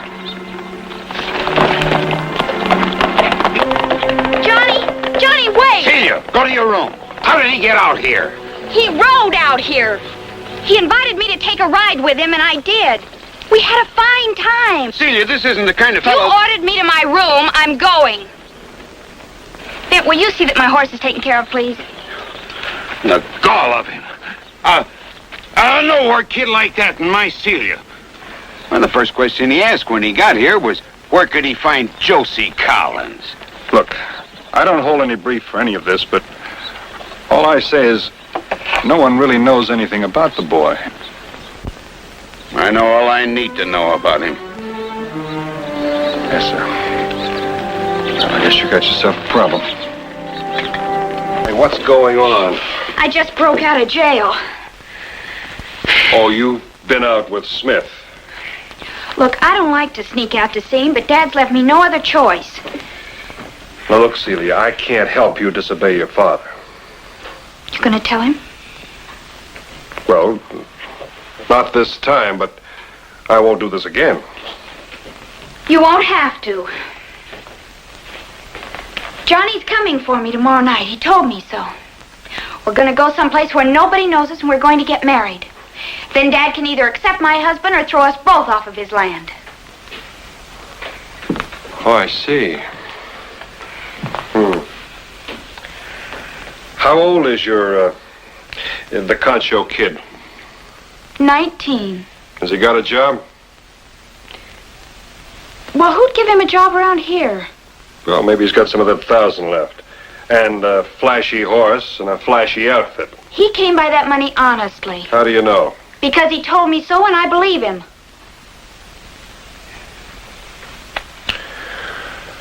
All right, Celia, you can sneak off and get married if you want to and break your father's heart.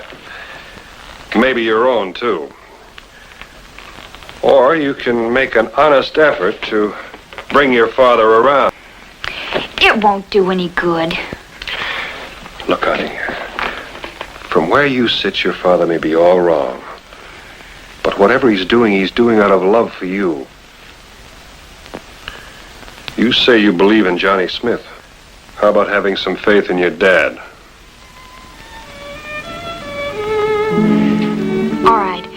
I'll tell Johnny we have to wait. I do love you, but I love my father, too. What Vince says is true, Johnny. We're both young. We can afford to wait a little if it means marrying with Dad's blessing. You want to please your old man. Why don't you marry Bonner? I love you, Johnny.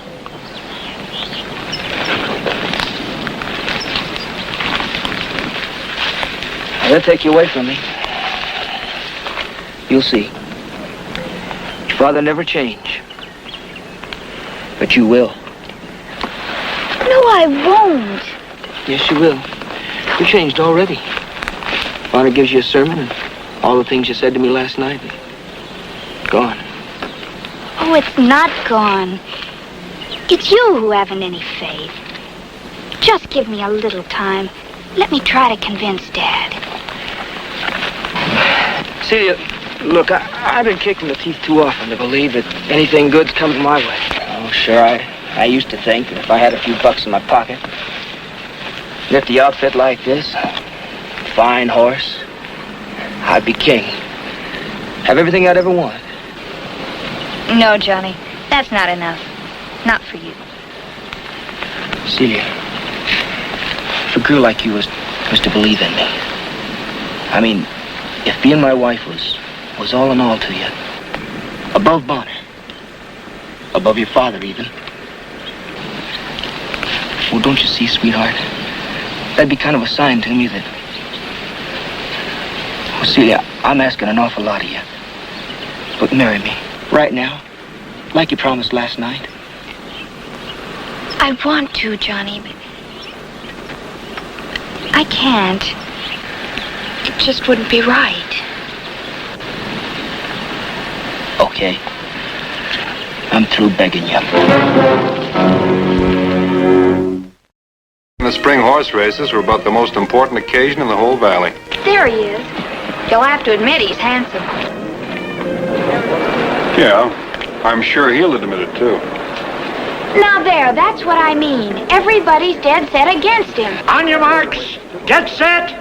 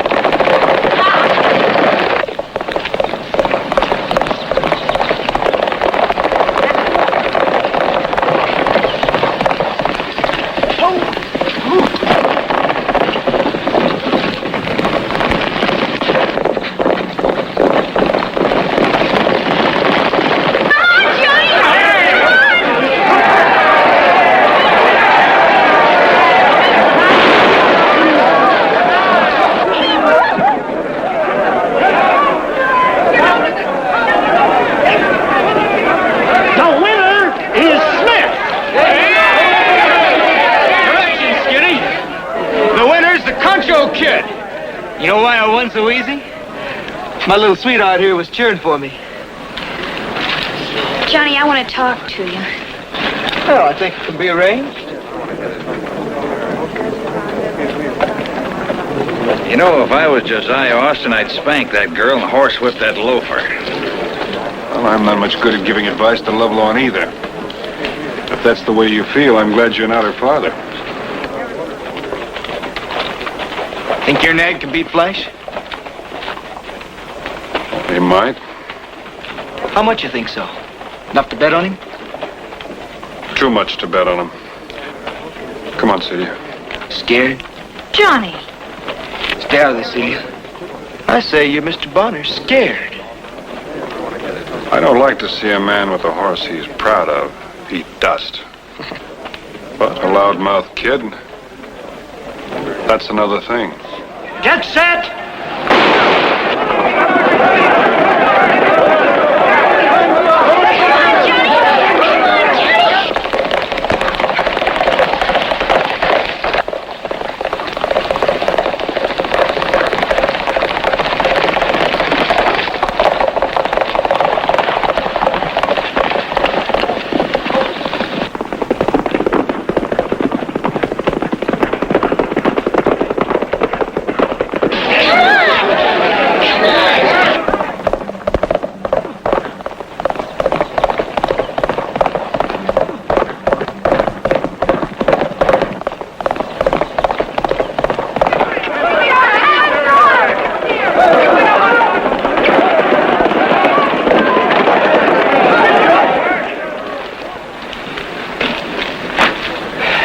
a lot of horse. What do you want for him? This guy's not for sale. 500. I said he's not for sale. You wish you took that 500.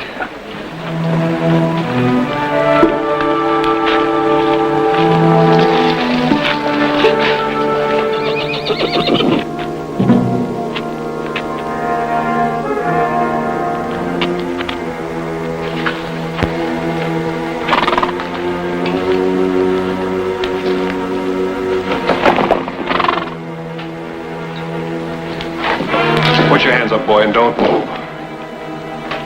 Turn around, slow.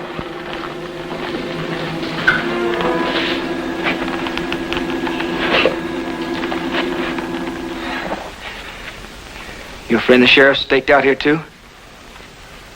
Just me. Well, I was trying to steal your horse. At least to give this town something to talk about. Watching a hanging's more fun than most of these dead heads have had in quite a spell. Let's go. Hanging's too easy. Besides, it's over too quick. I've got some other plans for you. What? I think I'll put you to work. Right here at the Circle A.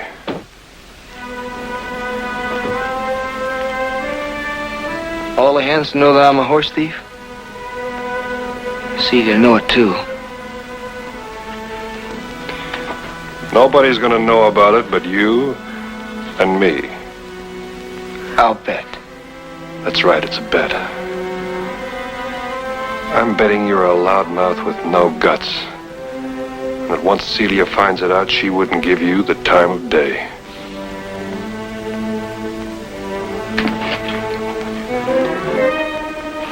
Bonner didn't say anything? No, I never knew a thing about it until Daddy said he was giving you a job on Vince's recommendation. Well, Bonner gave me this job for just one reason. He thinks I can't do it. And you watch. He'll make it so I can't do it. Don't say that. Vince's the most fair-minded man in the world. Well, I got a surprise for good old fair-minded Vint Bonner. Whatever he dishes out, I can take. It'll be wonderful seeing you every day. I know, honey. Boss's daughter don't mix with the hired hands. Now, you remember that.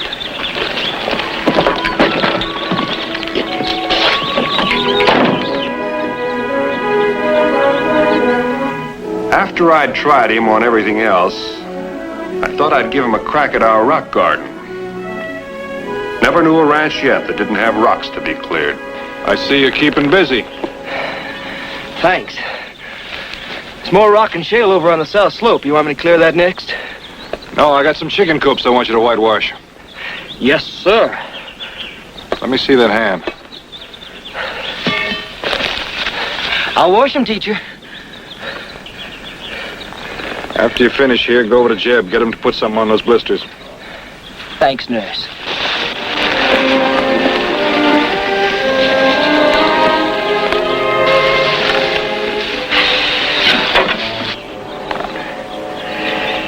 Back in Kansas, we used to feed our livestock bean cake. Puts weight on them fast and it's cheap. Missed out we could grow beans here. Oh, are you kidding? Austin's got plenty of water on the northeast quarter section. Gravity flow.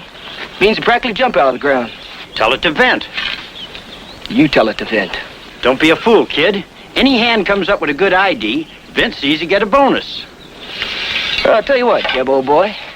You can take the beans, the bonus, and Bonner. I'll give them to you free and clear. Smith. Thanks for the tip about the beans. Jeb's idea. The last idea Jeb had was to raise on a busted flush. It's a good idea. Why disown it? Well, I never did hold with bringing an apple to the teacher. Or beans either.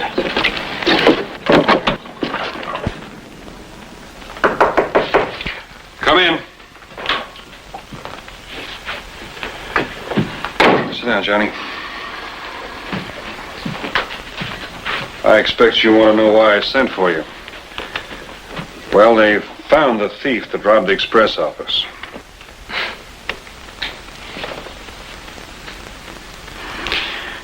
Also, we had a bet, remember? I said something about All mouth, no guts. Yeah. Well, I think I was wrong. Sid, you think so, too. You know, there's a lot to this woman's intuition business. And Celia's quite a little woman. Mr. Bonner, I'd like to tell you something. Go ahead. Well, first off, Josie Collins was my mother. What? Was. She's dead now. Over in Centerville, all alone, in a shack. I'm sorry, Johnny. Well, she gave me that $1,000. Sent it to me. That's how I knew I had a mother. Who she was. And where.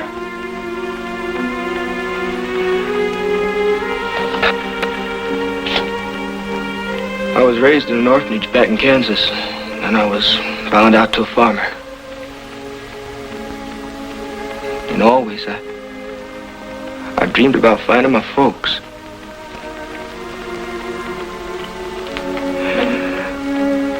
Well, I found her.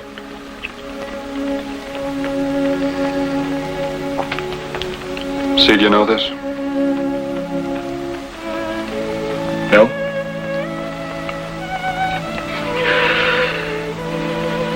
I guess I better be moving on. Why? Well, I ain't got no right to see you. With my family tree, I can see that now. Johnny, that's one good thing about this part of the world. It's what you are yourself that counts.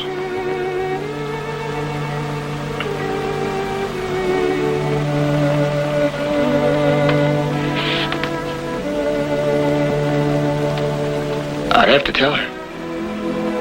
I think so. And her father? Her father, too. He'd never in the world. But not right now. Not for a while yet. You just go on doing like you have been doing.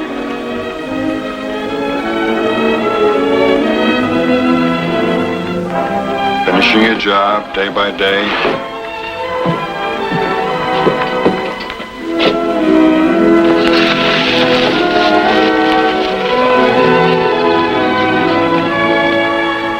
And I imagine in a little while he'll come around.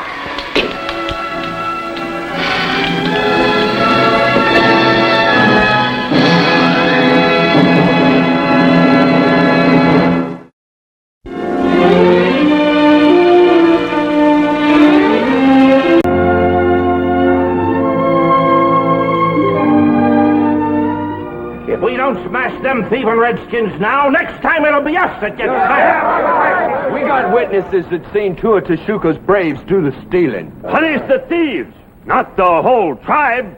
You've been living peacefully with Tashuka for quite a spell now. Why up in the wagon? They raided the warehouse, stole our grain right out from under us. All I know is you start a war, maybe you win, maybe you don't. But there are going to be some people here it won't make any difference to. Maybe you. You expect us to stand around whilst they skin us like coyotes? Why don't you talk to Tashuka? Ask him to turn the thieves over to you. He's a pretty reasonable old rascal. I know. I used to trade horses with him. Say, it might be worth a try. Better than putting up our scalps for grabs. They don't want a war either. Why don't you go in and talk to them, Bent? He's done business with them before. He said so. Now listen, I was just coming through town. All of a sudden, I started to worry that maybe the town had bitten off more than I could chew. At least I'd learned one thing. It's downright foolish to speak up at public meetings. You must know, Bonner, that I cannot allow any of my people to suffer the white man's justice. Well, Chief, from what you say, we both know that they're guilty. In the treaty, it says that wrongdoers will be punished by the peoples whose laws they've broken. It's the white man's laws that have been violated. No, I cannot give them up. I can promise a fair trial. As if by your own people. If you refuse, however, the men of the town will come and there will be bloodshed. I cannot stop them. Warriors will die. On both sides. They wrangled a long time, but you could tell that Tashuka didn't want to risk a war if he could get out of this thing honorably.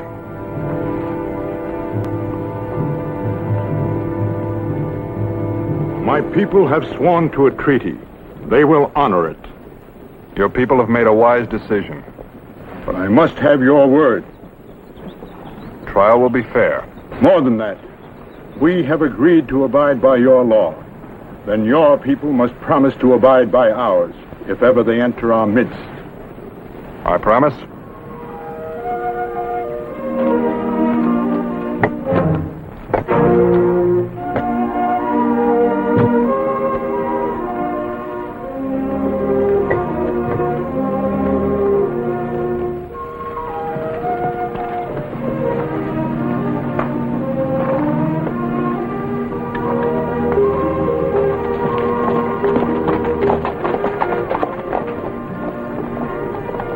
Running Fawn, are you ill?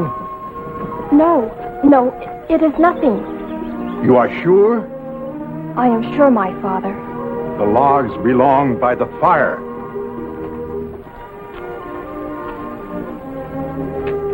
The prisoners will rise.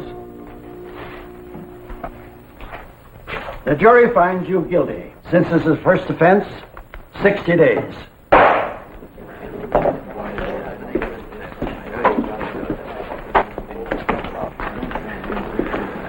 They got off light. Too light. But I guess it's better than war. Edna and me, that's the missus. We'd be pleased if you had supper with us tonight, Mr. Bonner.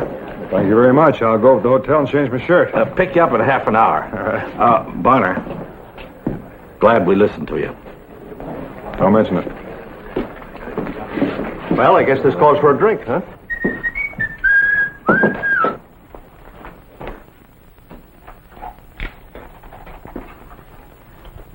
Come on out. Come on out.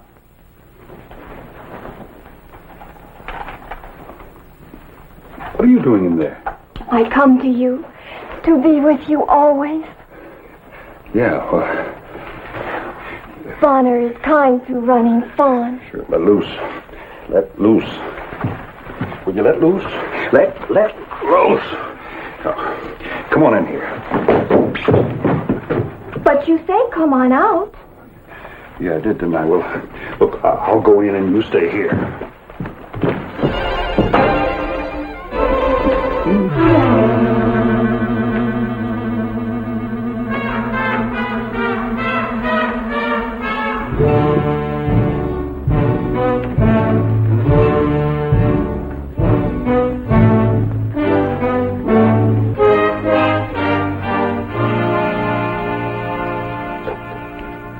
Running Fawn, I follow you always.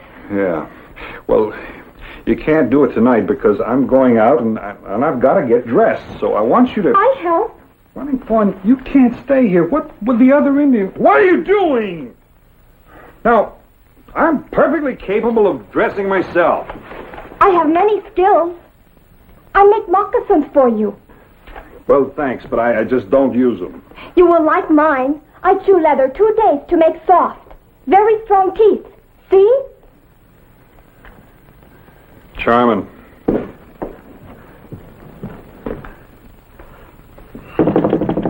Bonner? Who is it? Sam Tapley. The missus and me, we come by to pick you up.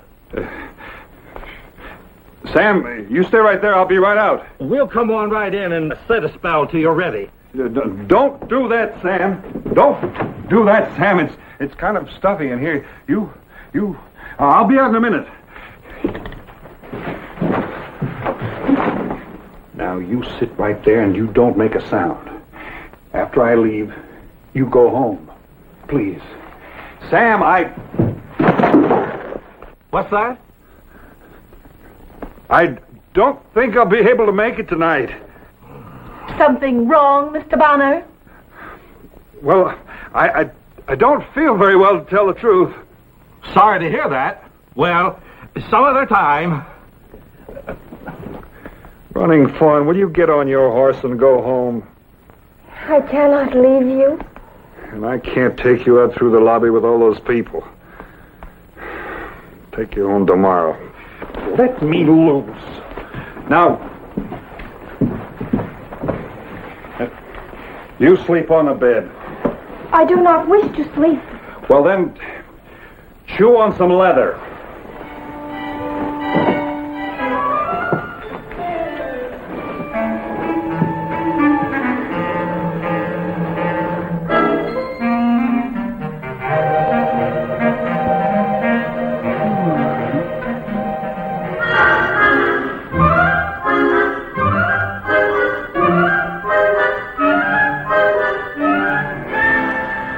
How'd I get here?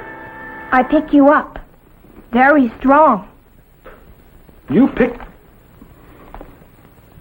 Where did you sleep? There. Like proper squaw. Well, proper squaw, I'm going to take you back to the village before I get in any more trouble.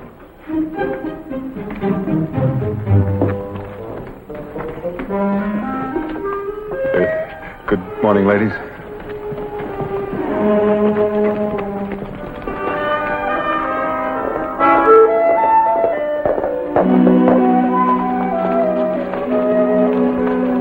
Running Fawn, I'm sorry if I've been a little rough on you, but I want you to go home and stay there. Now, scat.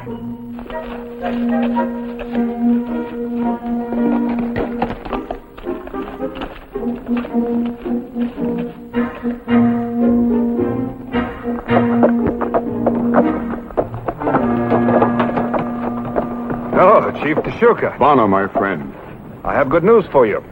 Your men were treated fairly, and they got off with a light sentence. Thank you, I have heard. But you still look worried. There is a matter of grave concern. My daughter. No one has seen her since yesterday. Oh, well, she'll probably turn up. Maybe she's off with some young brave, picking wildflowers. This is a sad thing for me, but my braves do not look with favor upon Running Fawn. Running Fawn? The daughter of a chief, and she cannot find a mate. That's too bad, but... Oh, she'll find someone any day now. To appear before me with a young man would be a most welcome sign of vows between them. I would then hasten to unite them in the ancient marriage ceremony of my people. Well, that sounds real fine, Chief. I gotta get back to town now. I see you some other time.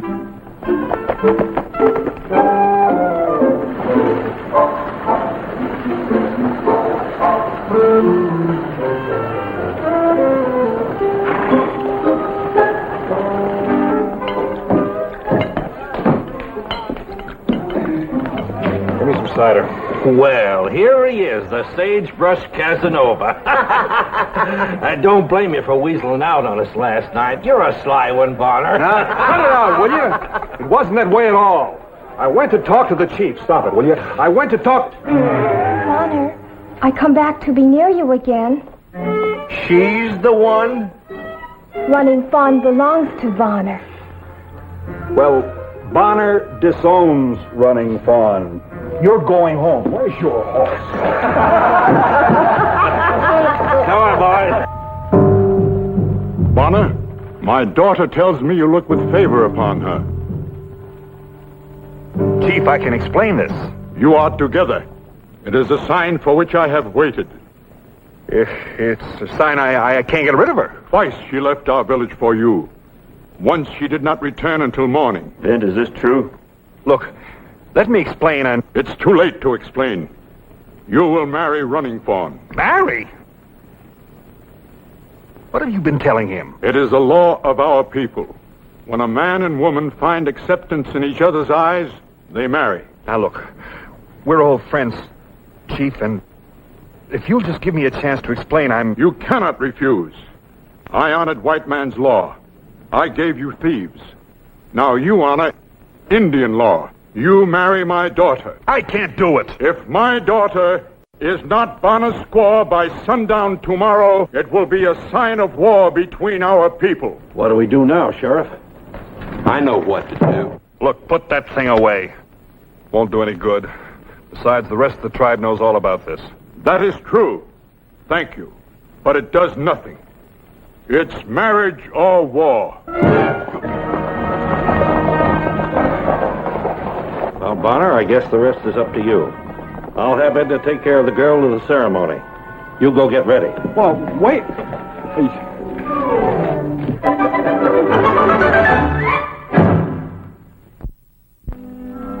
I was in a fix, and then I knew what I had to do.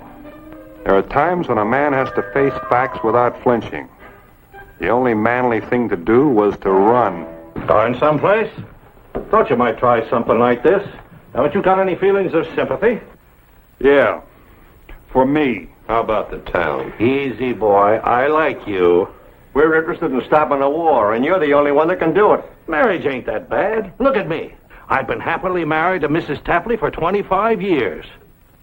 Have you seen the girl? Well, a man can get used to anything. Now, you give me your promise you'll stay in town nice and peaceful till the knot's tied. I'll give you my promise I'll get out of here the first chance I get. Then we better put you someplace where we know you're going to be safe. Now move. Get going. Go on.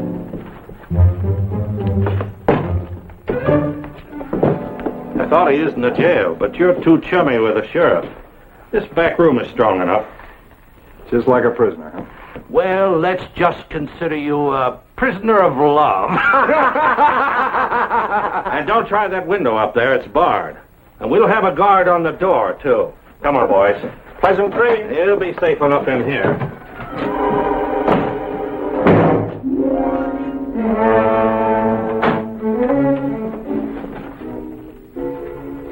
How did you get in here? What happened to the guard? I hit him over the head. I watched from the house. You do not wish to marry Running Fawn. No, I'm sorry, Running Fawn. I don't. I want my Bonner to live in happiness. Go. Be free.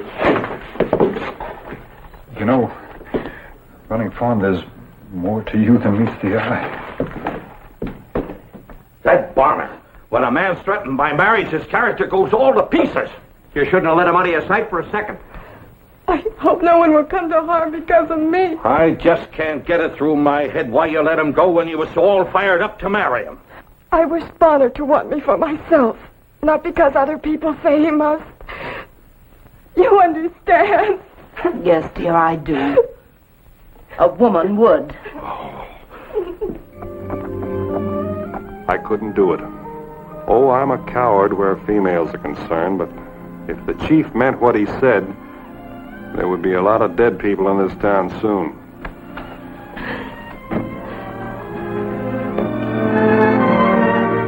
Bonner, you have come back.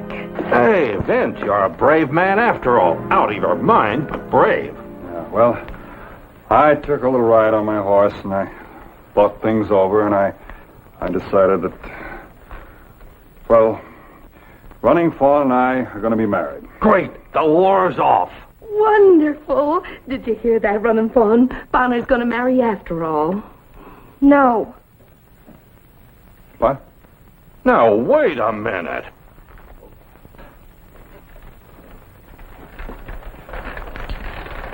What did you say? I am the daughter of a chief. A suitor must ask for my hand in proper style. Well, now, look, let's just cut out the nonsense, shall we? Proper proposal or no wedding. If there's no wedding, this town could be a wheat field by tomorrow night. All right. She's holding the reins. You said it. Proper proposal. All right. Running Fawn, will you do me the honor to become my squaw, wife, will you? Yes, Bonner. Oh, Mr. Bonner, I'll fix your little bride up so pretty for the wedding you won't even recognize her. I'm so happy. Come on. Oh, congratulations, Ben. This is wonderful. Let me congratulate you, Ben, too.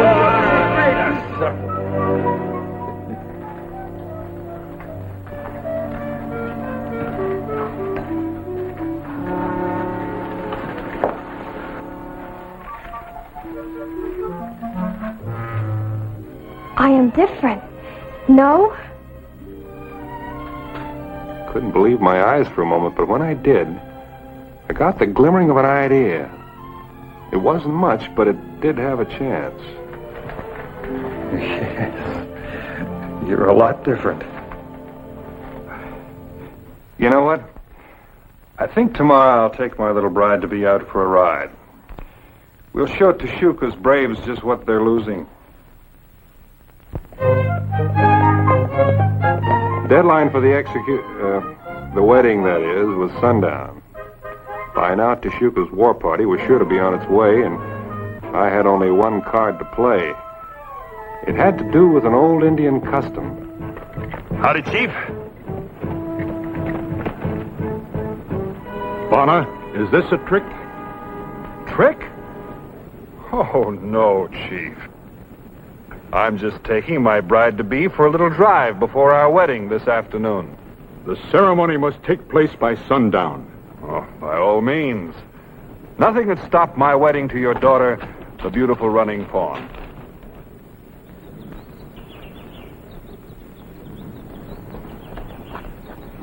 My braves ask that I point out to you a tradition of our tribe. Oh, tradition? Wherever possible, a daughter of a chief is to marry one of her own tribe. Oh, I see. In all honesty, I do not. They never showed this interest in Running Fawn before. I told them she was promised to you. The decision is yours. Do you wish to release her from her vow? If you refuse, I will forbid them to speak of it again. Oh, no, I don't refuse, Chief. What I mean is I do not wish to violate any of your traditions. You respect our ways, Bonner. Therefore, I have answered to your problem. You do? I propose a test of strength in the tradition of our tribe. Test of strength? If one of my braves would win Running Fawn from you, he must first prove himself to be the stronger warrior. I see. Yeah.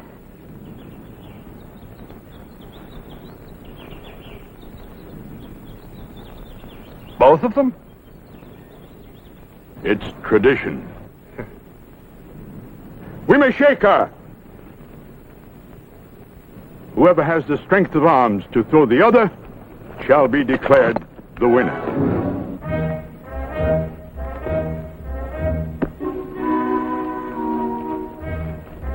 I was pretty good at this sort of thing, if I do say so myself, so my only problem was to make this look good.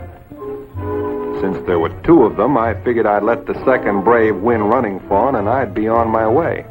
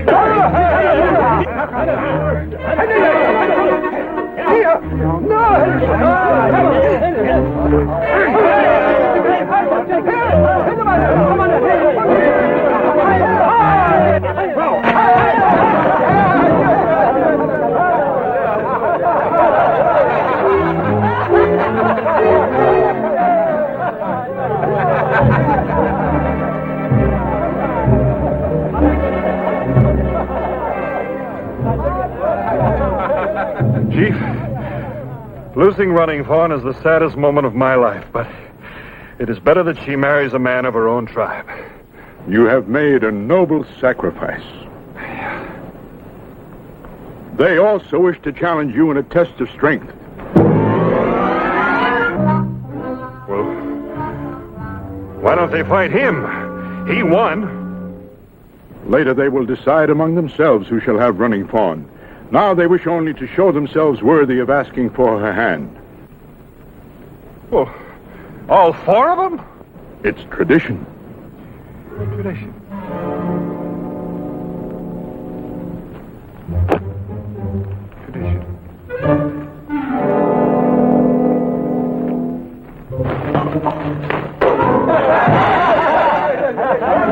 So I had to lose the next one.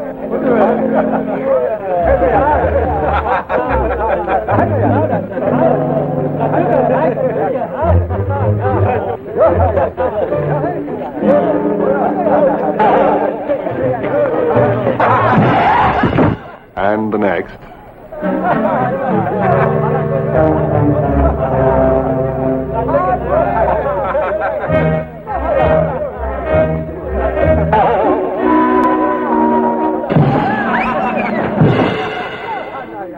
And the next.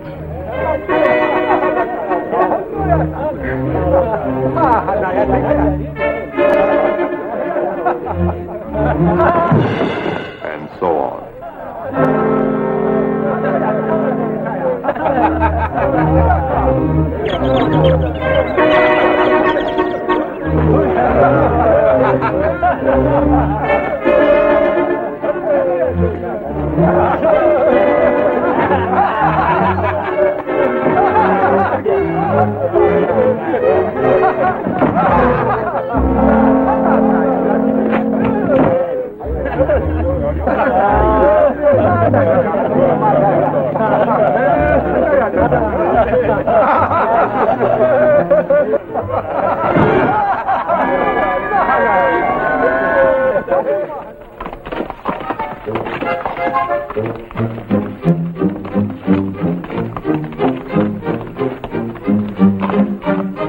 Surprising how far a man will go to keep from getting hooked.